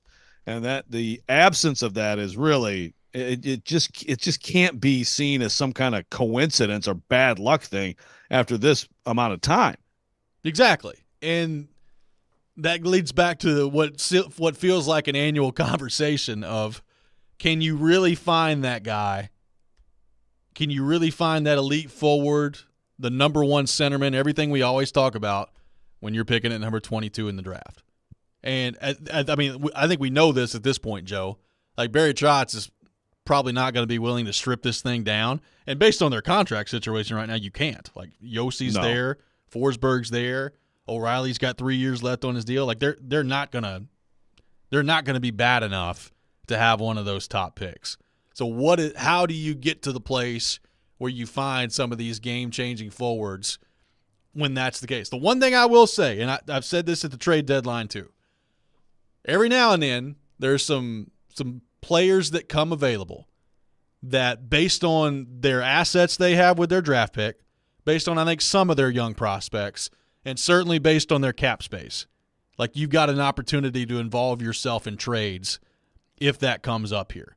I don't know who those players are going to be. I mean, obviously there's a lot of noise about Marner right now out of Toronto. Quite frankly, I think I'd probably stay away from that. Like, watching him play in the playoffs, I don't know that he's a winning player.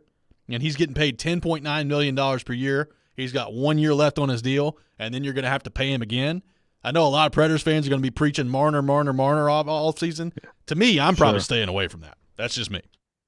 Yeah, I don't want to overreact to one clip, but man, the way he skated on that last play, That's the whole or series. did not he's skate. totally unwilling to get into the battle, which bothers me.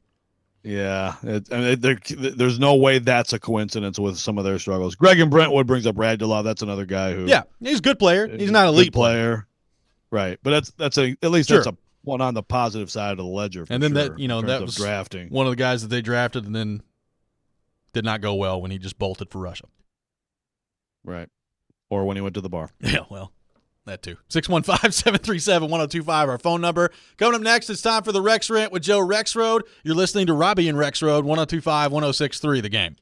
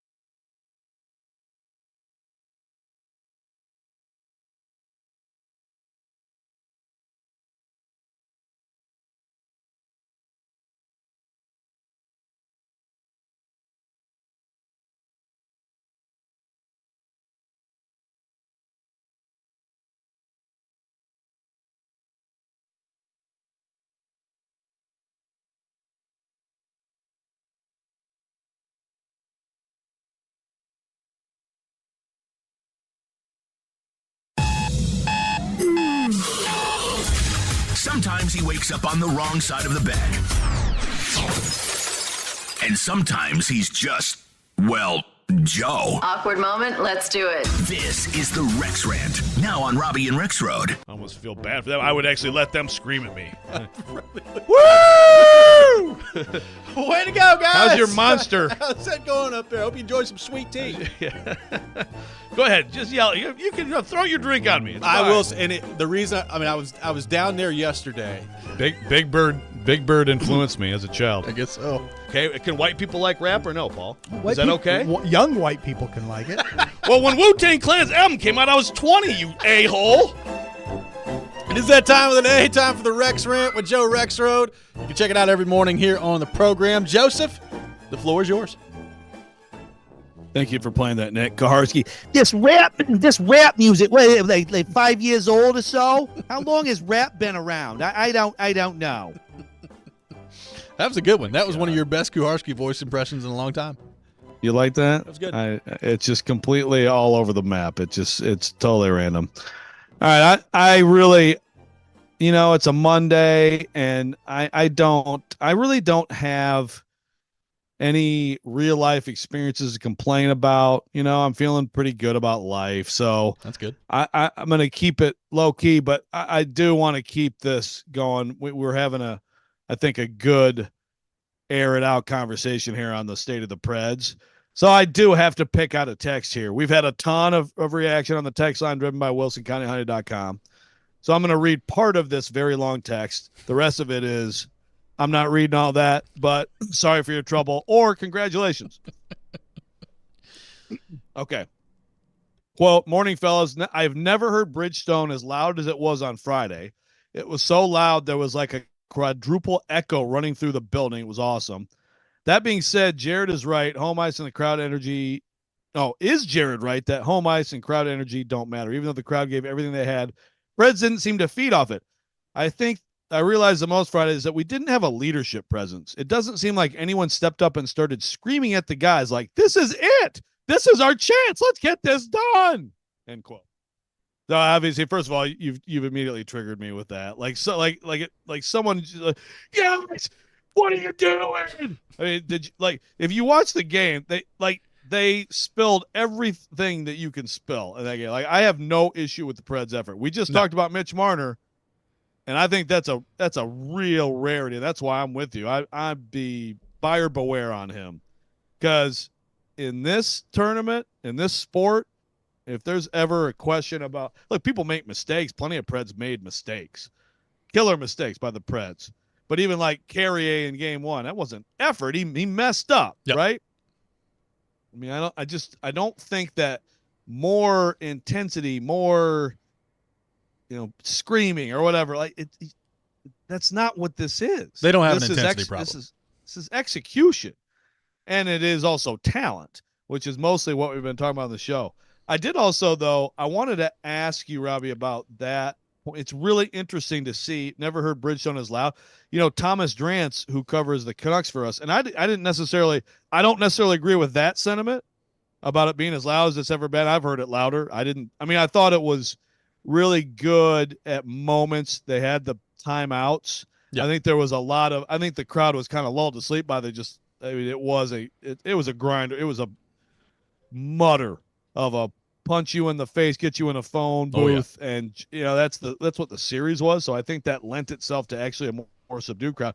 Thomas Drance tweeted, the shockingly subdued crowd finally comes to life in the third period. I'm like, gosh, I didn't think it was that bad, but I'd like to get actually both of your thoughts on the atmosphere Friday and in 3 games in general, because it is amazing that the Preds can't win a freaking home playoff game anymore. Well, it is amazing, and that we were kind of on the way out of the building Friday. We were going through their recent kind of home stretch here of playoff games.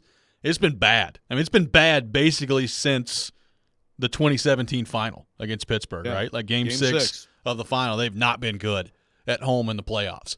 I thought the atmosphere was really good in games 4 and game 6. Game 3, for whatever reason, I think some of it was the traffic. It took a while for people to kind of get in the building for game 3.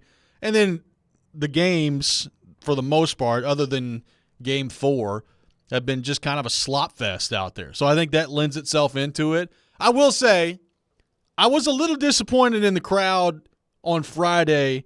You know, they've been clamoring all week for Run This Town, and the Predators did Run This Town. And then everybody sat there for the whole thing through Run This Town. Like, there's no cheering. You're just sitting there watching it. And I'm like, if you guys wanted Run This Town this bad, stand up and do something. Like, you're just sitting there through the whole thing. So that was the one part where I was disappointed in the crowd on Friday. Other than that, like, I thought it was outstanding. I saw Drance's tweet. I think he was referring to Game 3 because there were a lot of Canucks writers and media and fans like, this is Nashville in Game 3. Like, this is supposed to be a lot louder. And then Game 4 got better. Game 6, I think it got better. So like, the crowd was fine. I do think the way that the game played out has a lot to do. Like, it's hard to expect your crowd to sustain energy for 60 minutes, which I thought they did a pretty darn good job of on Friday when there were no goals to speak of. Like, that's when it's on the team to capitalize on some of that energy. Yeah. And look, I think there's also an element when you talk about crowds at a hockey game. That was such that entire game was edge of your seat, I thought, because it's a 0-0 game the whole way. And think about like the 17 run. The Preds always scored the first goal. I don't have the stat in front of me, but they played with the lead like most of the time at home in that series. And so I think that also helps your crowd when it's not edge of your seat, if that makes sense to you. Maybe I'm off, but I believe that, like, the style of the game. I agree. I think it definitely plays into it. And just the fact that it was a 0-0 game and you're just on the edge of your seat, you're nervous, as opposed to if you feel like, you got a lead and if you do have a lead, I think that does make a difference. But also, yeah, hockey crowds are great, and I think teams can draw energy from them, especially during those timeouts and things like that. But they don't, it's not like football where you can mess up a team on 3rd and long and get them a false start. Or basketball, to me, is the most impactful on the game, just in terms of, I just think it leads to bigger runs when you're at home. And I think it sometimes affects the officiating too. Right. And some of those bang calls. It just doesn't mean as much to me like in hockey and baseball. Well, the bottom line is it comes down to winning and losing, and the road team in this series won 5 out of 6 games. I mean, right? I mean, it's not, home ice. Home ice is not unimportant. Like, there are certainly situations where I think home ice really matters. Particularly, like, if you're having your choice at a Game 7, you'd much rather have it at home than you would on the road. But clearly, like, home ice advantage in the playoffs is not everything. And one thing they got to get figured out as they move forward here, and some of this has been matchup driven, right? Like, they have not been a very good home playoff team basically since Game 6 of the Stanley Cup Final. Now, in that stretch, they had a Carolina team that was way better than they were, a Colorado team that was light years better than they were, and even in this series, it was a pretty even series, but you're talking about a wild card team taking on a division winner. One way to find a better playoff record at home is to be a higher seed, right? Like, have a better regular season, get more talent in there. That's how you get better at home in the playoffs. Be better. That's one thing. Right. I personally, by the way, I think Run This Town is whatever. So, I mean, how much of this is like, again, a few loud voices on social media, but it's not really what the fan base at large wanted. I don't know. But like, I've never thought that was so amazing, but whatever. It's still better than glorious domination garbage. Kevin says the games are so damn boring. The crowd couldn't get into it. Crowd was better in 2017 because the team was better. What did you want us to get excited about? Preds got bullied and locked down. Well, I disagree that it was boring. I mean, I think if you love hockey, it was an incredibly tense, incredibly dramatic game. I mean, it didn't have a bunch of goals, and it wasn't, it wasn't end-to-end skating and all these primo opportunities and things like that. But I don't know. I would disagree that game was boring. I agree. Look, the crowd was fine Friday. Like, they had like 3 or 4 standing O's and time. Like, the crowd was not an issue Friday. I mean, Nicole Kidman was rocking. Yeah, she was. 615-737-1025 is our phone number. Coming up next, we'll be joined by Corey Curtis. We'll get his thoughts on the Predators and where they go from here. You're listening to Robby and Rexrode, 102.5, 106.3 The Game.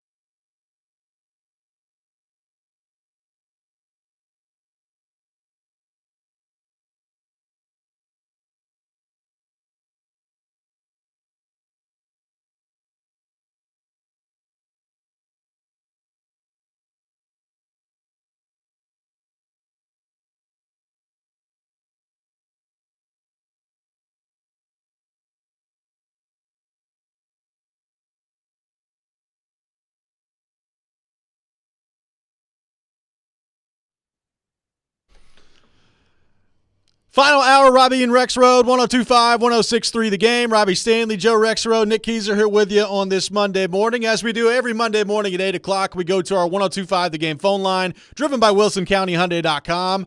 And welcome in our friend Corey Curtis from News 2, brought to you by Tennessee Men's Clinic. Corey, good morning. How are you? I am still alive. It's been an amazing weekend. An amazing weekend. That's good. Yep. Because you have another lesson to learn. Oh, boy. You know, you've had the parenting lesson. The home ownership lesson is coming your way next. We had our hardwood floors redone. Oh, boy. And with the Morgan Wallen concert, all the hotels were $300 and $400 a night. So we spent the weekend crawling in and out of our bedroom window. That's good. It's good stuff there. 3 people and a cat. Nice. Very nicely done. Corey, we've been breaking down the Predators all morning here. Obviously, season comes to an end Friday night. It was a really fun second half of the season, a really even playoff series. And now that it's over, the question is, what happens next? This is obviously, I think, a team that overachieved this year, a team with some questions moving forward in terms of how Barry Trotz views the roster. How do you view where this team is in the aftermath of the series against Vancouver and the decisions that now face Barry Trotz? Well, they need more secondary scoring, number one, because the first line had more goals than the other 3 lines put together. All right, the first line was really good, but it wasn't that good. This wasn't, Messier and Gretzky up there. They did score a lot of goals, and they had a great year.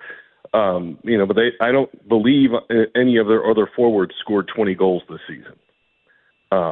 So they need to find some 20-goal-plus scorers for their second line at a minimum.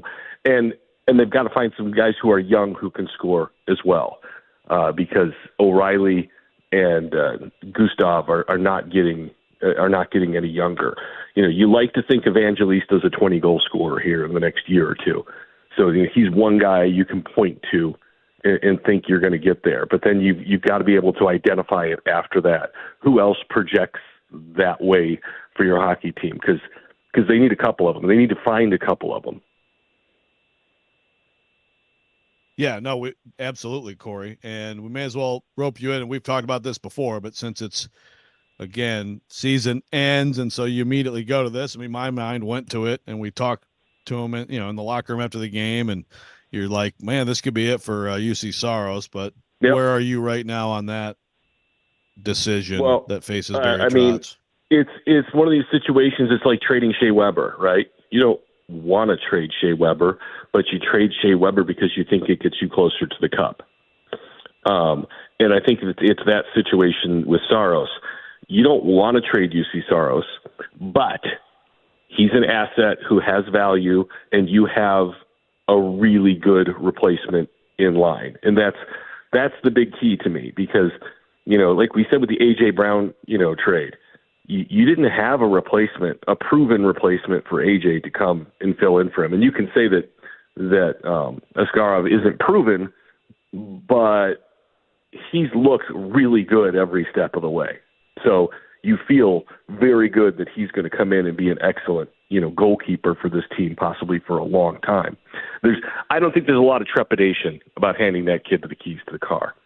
So he becomes an asset then that you can deal and you can get something. Now, having said that, I'm not giving him away. I'm not doing, a third and a fourth round pick for him. I need something tangible. And there are teams who need a goalie enough where they should be willing to deal something tangible. So I think, unfortunately, that has to be a priority, to find a shopping partner and something that you want in return. Because if there isn't a partner, or there isn't a partner with something you want in return, then you don't get rid of him, because you don't get rid of him just because you've got 2. You move on from him to get better. And that's the only reason to do it. But I think when you're looking at what you have to work with, I think that's your easiest path. I agree with you. Now, let me throw this one at you in addition to that. Let's say they go that route and Saros is traded this offseason. I feel really good about Askarov. I think he's going to be a great player in the NHL. I don't know how quickly he's going to be a great player in the NHL. Yeah. So are you comfortable, if you're Barry Trotz, given where this roster is right now, potentially for a step back in the short term with the hope that long term it leads to more success? Is that something you're willing to do with Roman Josi being at age 33 and Philip Forsberg about to turn 30? Yes, because you have to be. I mean, you have to be, because you've got to get younger. Because I said the two other guys, do you think you're not ready to win the cup right now anyway? Correct. So you've got to find a way to get closer to winning the cup. And you've got to improve your scoring and the depth of your scoring more than the depth of your goalkeeping. And, Lankinen has shown he can play and win with this team.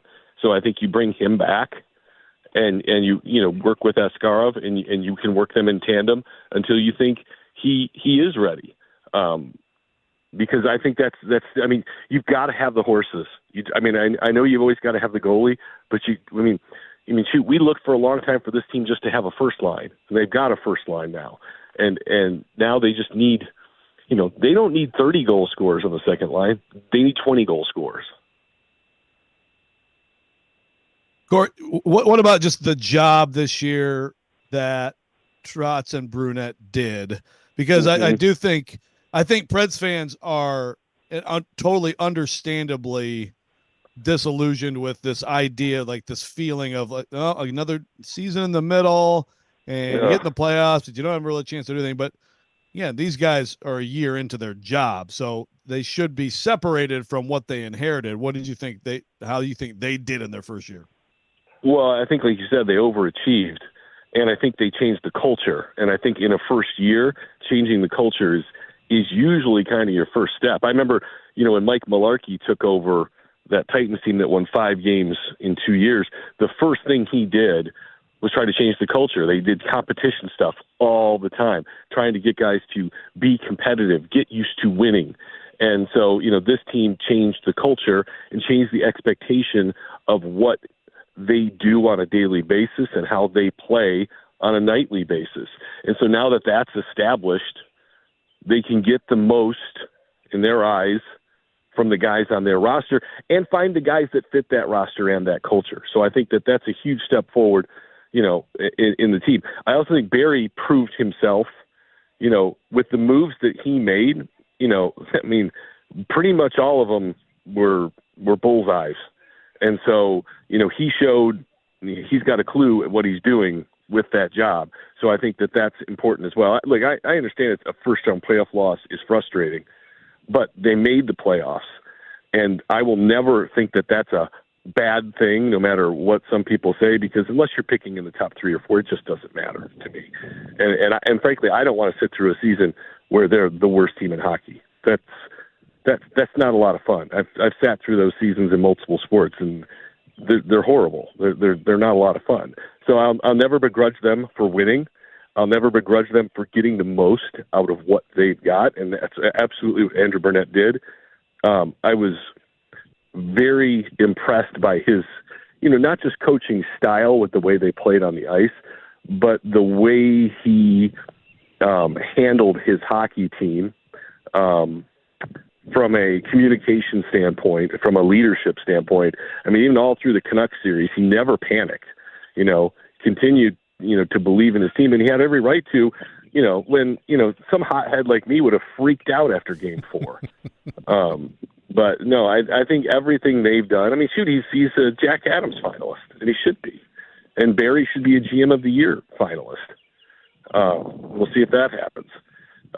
So I think you have to feel really good about the leadership of the hockey team. They just need a couple more horses. That's it.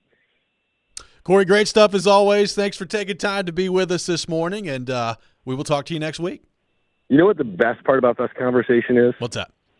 I walked out the front door with my daughter to the bus. Not the window, huh? Not the window, yeah. That's an impressive turn from Happy this weekend. with the floors? They're beautiful. Good floors? They are beautiful. They are beautiful. Right? It's a hybrid. They're half prefab and half hardwood. Okay. and I'd highly recommend them to anyone. That's good. We hope you enjoy your new floors at the house. No, they're not new. They're just resurfaced. You know. Well, we hope they serve you very well. Thank you, Corey. Yeah, thanks. It's just as I serve you guys.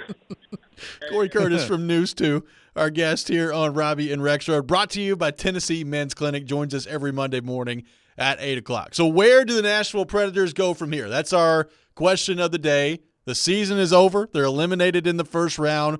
What is next for the Nashville Predators? What do you make of the trajectory that they're on? More on that coming up next. Your thoughts on our phone and text lines driven by WilsonCountyHyundai.com, 615-737-1025. You're listening to Robby and Rexrode, 102.5-106.3 The Game.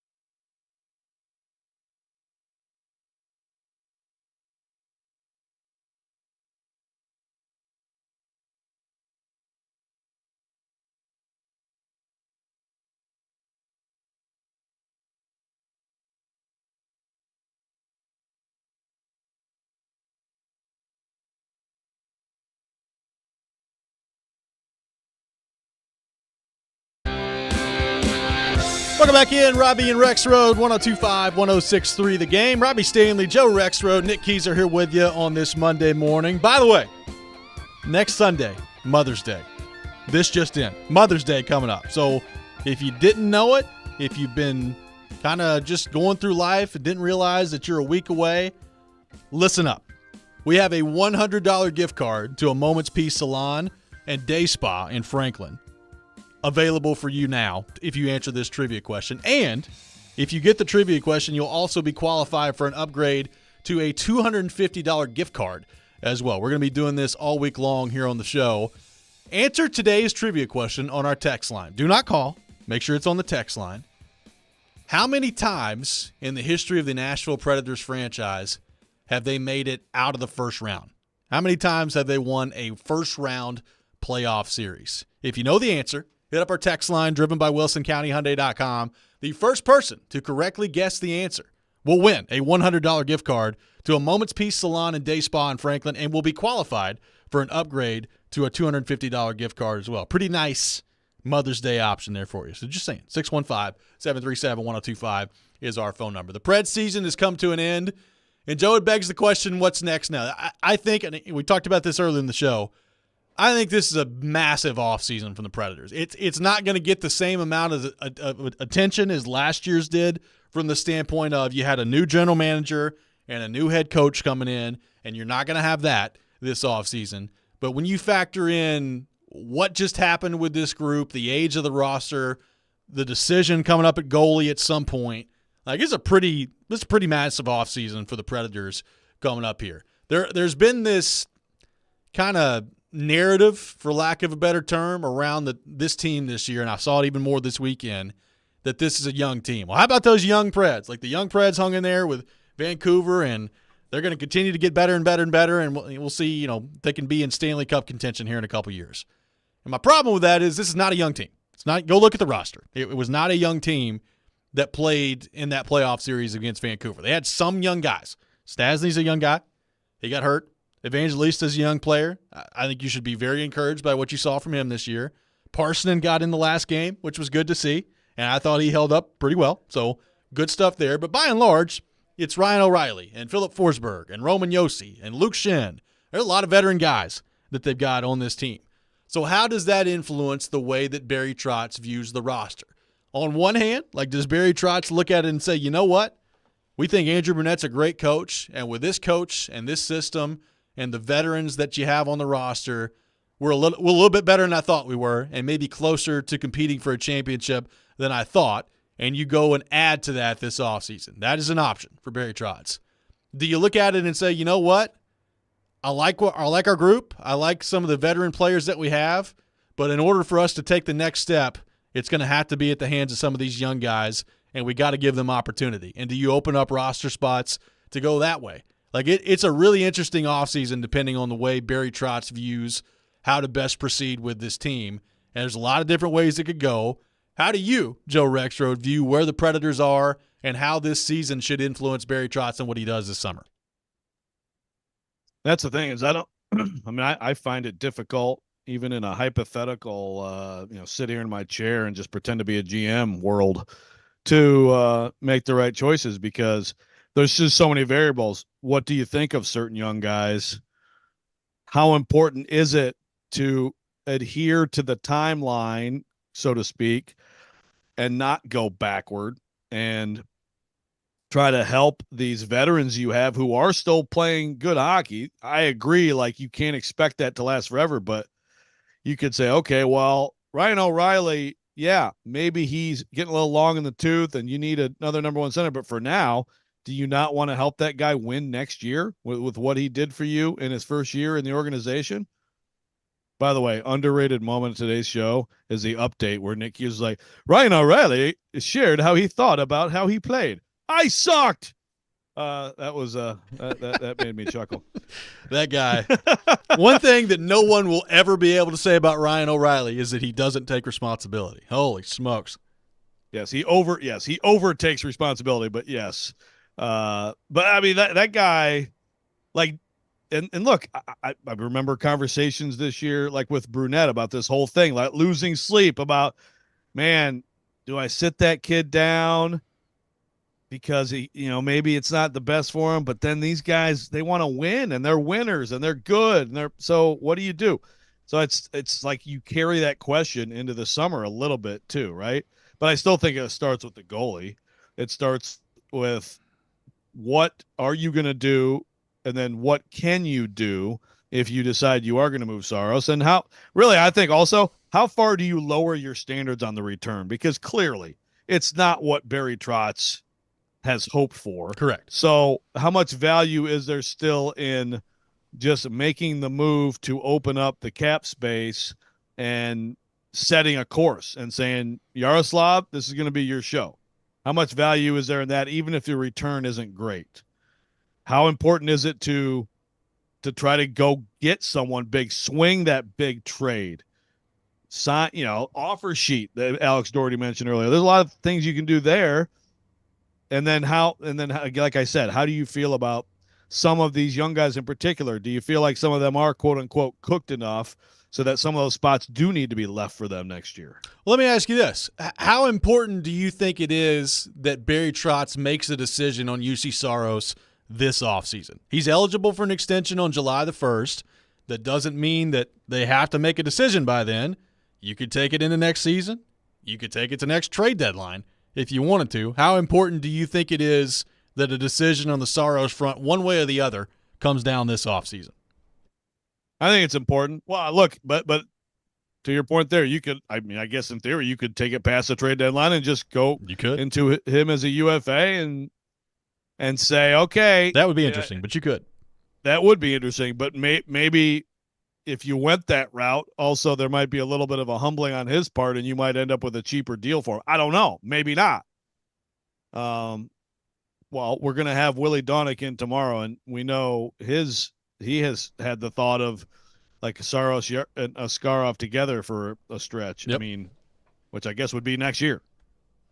I think it's important to get it done by the draft and have the draft perhaps involved with it, and have your new course established at that point. I think that's from a timeline perspective, I think that's the best case scenario. And then obviously, Saros knows where he's going, knows what his future is. The guy's been in limbo for a long time. We've been talking about this for more than a year. Yep. And so he knows this, and he's been thinking about it for more than a year. He's admitted that at times. He's got friends saying, they've heard this or that on the internet. I think it would be great for him to have certainty as well and not have this lame duck year with the Preds next season. It's a really interesting spot that he's in because clearly he is a very good goaltender. Games 5 and 6 in this series, he was awesome. He played as well as you could ask for him to play for the most part. The series as a whole, I would probably describe as up and down. The year, I would describe as up and down. And to me, the question is less about like how good you think he is. To me, it's more about allocation of money. And I don't know if Barry Trotz views it the same way. That's the way I view it. Are you really best served spending what I think, and maybe I'm wrong about this, I don't think I am, but what I think is going to be in the neighborhood of $8 million per year on a long-term contract? Are you better served going that route with UC Saros, who is a known commodity in the league, or are you better served taking that money, using it elsewhere with your roster, and going younger in goal and hoping that your young phenom prospect turns into what you think he's going to be at the NHL level, and that is a superstar player? And that's really the decision that Barry Trotz has, and I've gone back and forth on it multiple times. I think where I've landed now as the offseason begins is I would lean more towards trading Saros and going that way.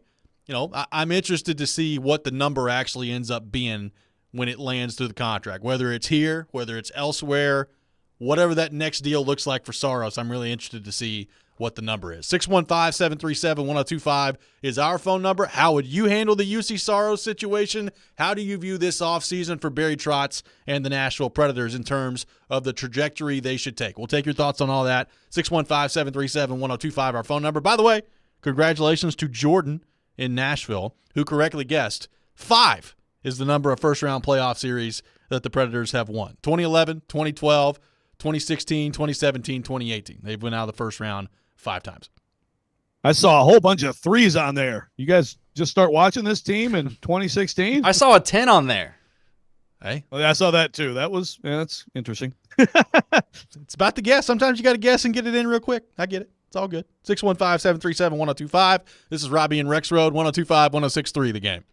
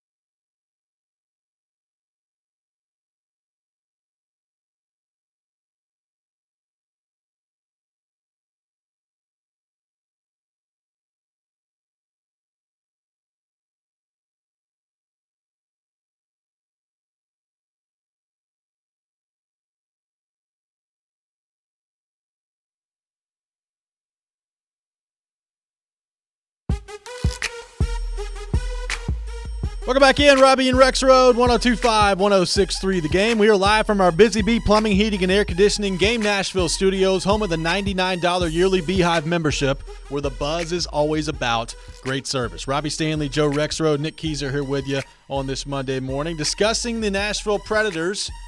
What is the path for the Predators this offseason? What will Barry Trotz do this upcoming offseason? Will it be trading the goaltender? Will it be signing UC Saros to a long-term contract? Very interesting decisions coming up for Barry Trotz. We're taking your thoughts on all that. Got a text for this. So somebody tell me what happened to Cody Glass. Looks like he was put on the bench in favor of Beauvillier, who I thought added nothing. He's fast, but sure it doesn't look like he can finish. Glass was only a few games past a hat trick and just disappeared. I don't understand it. This is from an unnamed texter on the text line. This was, to put it lightly, a pretty rough year for Cody Glass. I mean, especially based on, like, you thought he had found some traction at the end of last season and that he was going to be potentially a pretty big piece for you this year. And it started off with injuries, and he never really got caught up from there. He had the hat trick against Colorado, which was awesome. And then the deadline came around, and he was barely in after that. It was really just basically a giant nothing burger from Cody Glass this year. So how does that influence the way you view him moving forward? I think he's got 1 year left on his deal. I mean, there's almost zero trade value there. So what do you do with him, and how does he factor into your future here? Yeah, I don't know. But as far as the the question there, I would disagree a little bit. I think Beauvillier was a good ad. I understand he didn't score goals. I thought he was pretty good in the series. Maybe not as good as some people thought he was, but he was. I think he was better than Cody Glass, and so I think that decision was not, to me, controversial. I put Cody Glass in the bucket with a lot of these guys who have demonstrated some promise, have had some opportunities, and at this point kind of just look like it's kind of take it or leave it players. One guy, Tomasino, at this point, I don't know. I mean, at this point, we'll see, but it doesn't seem like it's really happening for him. What about a Parsonen? Because I will say that, like, last year at times, I was pretty bullish on him having some real potential. I thought he did fine there in his first opportunity, in game 6. But what do you think about him? Yeah, he's that's a more interesting question. He's a really interesting guy because he's only 23, so he's still really young. I thought it was underwhelming at the NHL level from him. It was a little bit disappointing that he didn't play better than he did at the NHL level. He goes down in Milwaukee, and he's pretty good. I mean, he had 25 points, 36 games, 7 goals, 18 assists. The one thing from him that still kind of drives me nuts at times, and I think you saw it again a couple of times in Game 6, he's such a big guy, and he gets knocked around a little too easily from being as big as he is. And that bothers me about him. Now, look, I think Parsonen, like, I'm still intrigued to see what he can be at the NHL level. Like, I think he's worth keeping around, and I think he's worth seeing what you got in him next year. Like, I talked earlier about how I think there will probably be some guys that won't be here next year that are part of this young group that people maybe aren't expecting. I don't think he's one of them. Like, I think he will be. I think he'll be around, and I think he's going to have a chance to have an impact on the team next year. He's got to find a way to use his physical gifts a little bit more consistently than he does. If he doesn't, then he just has no chance. Like, you gotta keep your feet moving. You got to find a way to become a little bit sturdier on the puck and to be kind of bought in every night to the way you have to play. And I think that's a lot of what this season was about for him. I still think he can be pretty good. Obviously, he's got really good hands. Like, I like a lot about him. I think it's fair to say that this was a disappointing season for him based on what I thought he could be heading into it. Yeah, especially when you get the opportunity he got to start the season. Yes. To think at that point that he would end up spending the half or whatever, the majority of it in Milwaukee, would have been very surprising to tell anybody. So there's just a lot. There are a lot of guys like that, and I think Evangelista clearly has identified himself as a guy. Not that he can't. He has to get better for sure. He has to get more physical, but he's got some things to his game that I think are going to help him progress and be a really good player for the Preds moving forward. And I think Kemmel has that special kind of skill too. But sometimes guys like that, you get to the NHL and the physicality and the space, time and space closing up on you just don't know for sure. But I think he's another one. I think so too. Just, that's the thing though. Like, how many of these guys are going to be on the team next year? Like, is Parsonen on the team? Is Kemmel on the team? We know Evangelista is going to be on the team. Is Tomasino on the team next year? Because you look at where they're at right now contractually, there's just not a ton of spots, right? Like, O'Reilly is under contract. Nyquist is under contract. Forsberg's under contract. Novak, Glass. Go up and down the list. They got a lot of guys. Jankowski's under contract. McCarron's under contract. There's a lot of spots that are already spoken for. And that's why, I really like Jason Zucker. But are you taking away too many spots from some of these younger players if you bring back a guy like Zucker? Like, quite frankly, I agree with you. I would have played Beauvillier over Cody Glass. Having said that, I'm not giving really 1 second thought to bringing Beauvillier back. It was a fine ad. You gave up basically nothing to go get him, and he played decent for you in the playoffs. But Anthony Beauvillier, to me, does not need to be on this team next year. There are guys that you have in your system that could come in and give you what Anthony Beauvillier gave you. Zucker is, I think, a little bit more of an interesting one, but he's 32. How old do you want the roster to be? I think a lot of Predators fans throughout the series just made it a foregone conclusion that they need to bring Zucker back. And I understand the thought process behind it, but you also have to look at where your roster is right now and how much room you're taking up with some of these veteran players. And that, to me, is the tough decision for Barry Trotz. No question. And it gets into that, how much do you, I don't want to say honor, but how much do you really just do what your best players want you to do, I would say, right? Yeah. They want to win. They want to win now. They want to see Trotz pull something big and really just have the best possible roster you can have on the ice next season. And maybe it's better long-term if there is a step-back season. That's why I think if the goalie move is made, I think it's a lot easier to sell the idea of, look, he's going to have a year of growing into the role, and it could be rough at times. And there are some young guys that have to have looks, serious looks, and some of them have had enough time to get to that point. Yeah. I think it's an easier sell if you move Saros.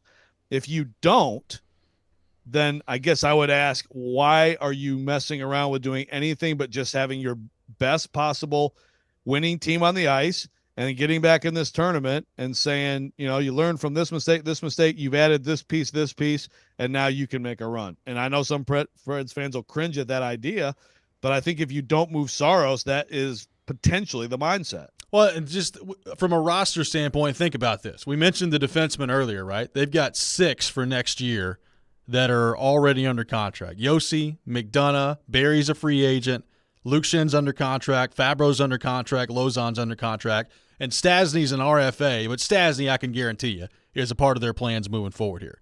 So you got Carrier, that's an unrestricted free agent. So you've got 6, maybe 7 spots spoken for on defense already. At forward, you've got 10 spots that are under contract for next year. Smith, McCarron, Jankowski, Evangelista, Novak, Glass, Sissons, Nyquist, O'Reilly, Forsberg. You got 10 forwards that are under contract. That leaves you 2 spots at forward. Now, look, just because somebody's under contract doesn't mean they can't get traded, doesn't mean you can't shuffle the deck. I'm just saying, though, there's not a ton of room for young guys already based on what the contract situation is. If you bring back Zucker, that's 11. That's 11 spots spoken for in your forward group. It's a crowded house right now in terms of upward mobility for some of these younger players. Yeah, and that's a pretty good case against Zucker, unless you really think he's, gonna make a big difference for you. And again, it's like, what are you gonna be? How important is it to have opportunity? I mean, Tyson Bear was under contract this year too, and he just was on the shelf. Which, by the way, like half the comments on my column off the game were like Canucks fans saying, like, "What? Why does your coach hate Tyson Barrie? Like they think he's amazing." Yeah. I mean, but point being, like that happens, and so I'm sure any sort of move there would be some of these guys moving out, but it is interesting to look at it that way and see the absence of opportunity for the most part. Well, again, I like Zucker, but Zucker in 18 games in the regular season scored 5 goals, and he had 1 goal in the playoffs. Like, he's good. He's good. He's a good player. He had 27 goals last season, so Right. he's not too far removed from that. He's a good player, but he is 32. Like, how much better is it going to get from here at age 32? And look, I think you have to ask the same question about Nyquist, right? Like, there's a case to be made that the attractiveness of Nyquist is probably never going to be higher than it is this offseason. And do you think he can replicate what he just did? Because if you don't, you can make the case to move him this offseason. I mean, there's a lot of different ways this could go. Your final thoughts on the Predators, their plan for this offseason coming up next, 615-737-1025. This is Robby and Rexrode, 1025-1063, The Game.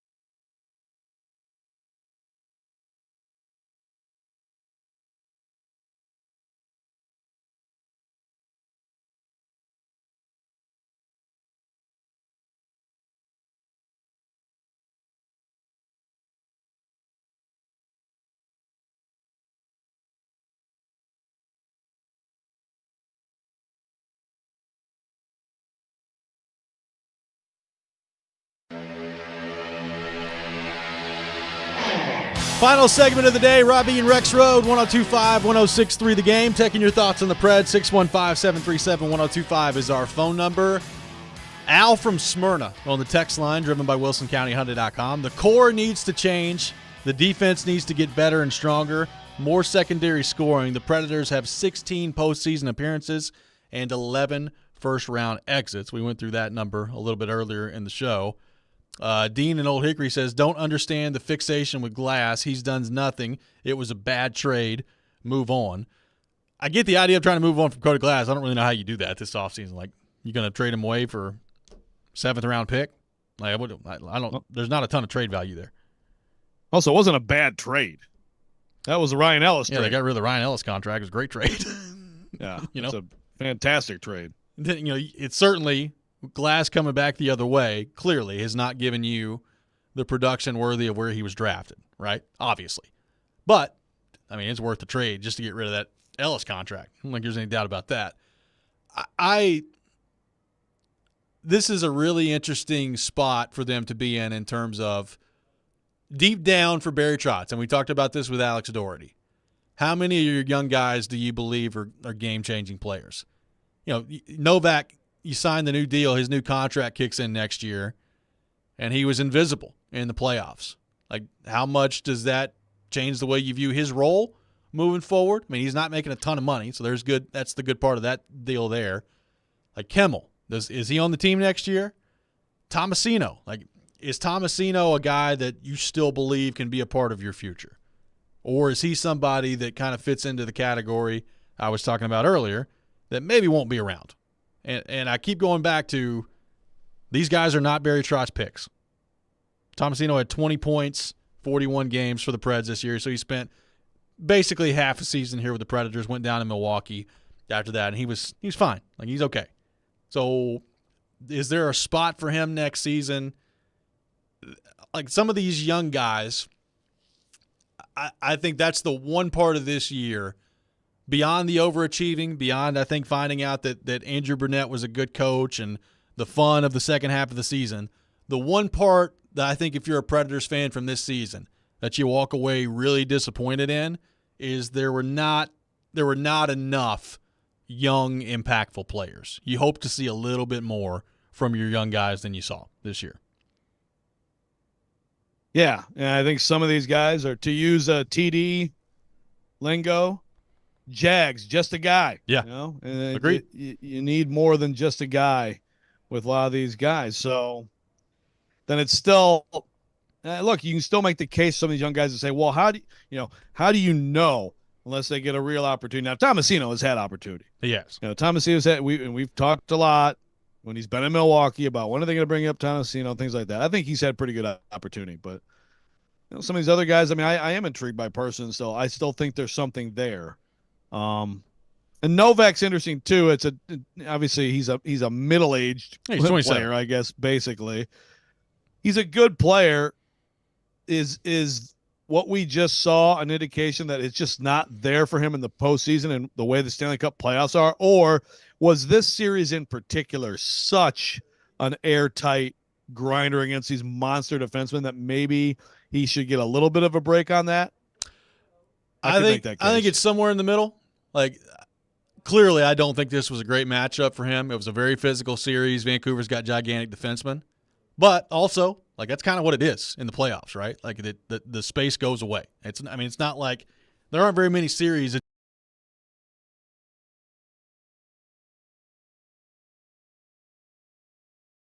compared to the Preds series. Yeah, for sure. It's more wide open than the Vancouver series. There's no doubt about that. But, like, at some point, like, you got to figure out how to operate in tight quarters. And I just don't really have belief that he can do that, which is why, like, to me, viewing Novak, in my opinion, as a top 6 answer for you moving forward would be a mistake. I understand he's under contract, and I'm not saying he's not a good player and you can't use him. But if you view him, to me, as a solution in your top 6, I think you're setting yourself up for failure. Like, Tommy Novak, to me, is not a top 6 player on a winning Stanley Cup competing team. That's just the way I view it. Well, it may be, I would guess, down the road that Evangelista separates from him and is a top 6 answer. And then you hope that Novak gives you some depth scoring and can be good enough all the way around. Yes. He is one of those guys with some of these teams. You look at their third line and they got 18 to 22 goal scorers on them, right? You need that if you're the Preds. And there's nothing wrong with that. And there's nothing wrong with that with the money he's making, right? Like, he's not making a ton of money. So that's fine. But I think Predators fans, a lot of them, have kind of just like penciled Tommy Novak in as your second line center moving forward, and I think that would be a mistake. In an ideal world, what you'd like to see happen is for Ryan O'Reilly to be your second line center and for you to find somebody, somehow, some way, that can be a legitimate number 1 option for you. And that's obviously way easier said than done. Right. There's a name. The answer, we've been talking about answers today. There is a name. I don't know what the name is. I don't know how the name is acquired, but there's a name that we aren't saying, or maybe we've thrown it out as a possibility, and it'll come to fruition. But there's a name not here that has to be part of the solution. Name, parentheses, S, parentheses. So let me ask you this, and we're going to get into this more a lot throughout the offseason because there's going to be rumors left and right and names that pop up here. But just your initial thoughts on this, because I know a lot of Predators fans want to go here. Toronto's getting ready to blow this thing up. I don't know exactly how they're going to do it because they just signed Matthews to a contract. They just signed Nylander to a contract. Nobody wants Tavares at that money. So it's going to be Marner. Like they're going to have to trade Marner. Would you have any interest in that if you're Barry Trotz from the standpoint of there's no doubt about it that he's got an ability, a skill level that this team just doesn't have. Like he's no doubt a skilled player, the likes of which they've probably never had before in terms of like young guys that can play at a high level. I also have watched him play in the playoffs and continually just leave underwhelmed with what he does in the playoffs. He's got 1 year left, making a ton of money, and after that you're going to have to pay him probably more money. Do you entertain that if you're Barry Trotz? Entertain it, sure. You don't dismiss it out of hand. I mean, I think O'Reilly is plenty of other.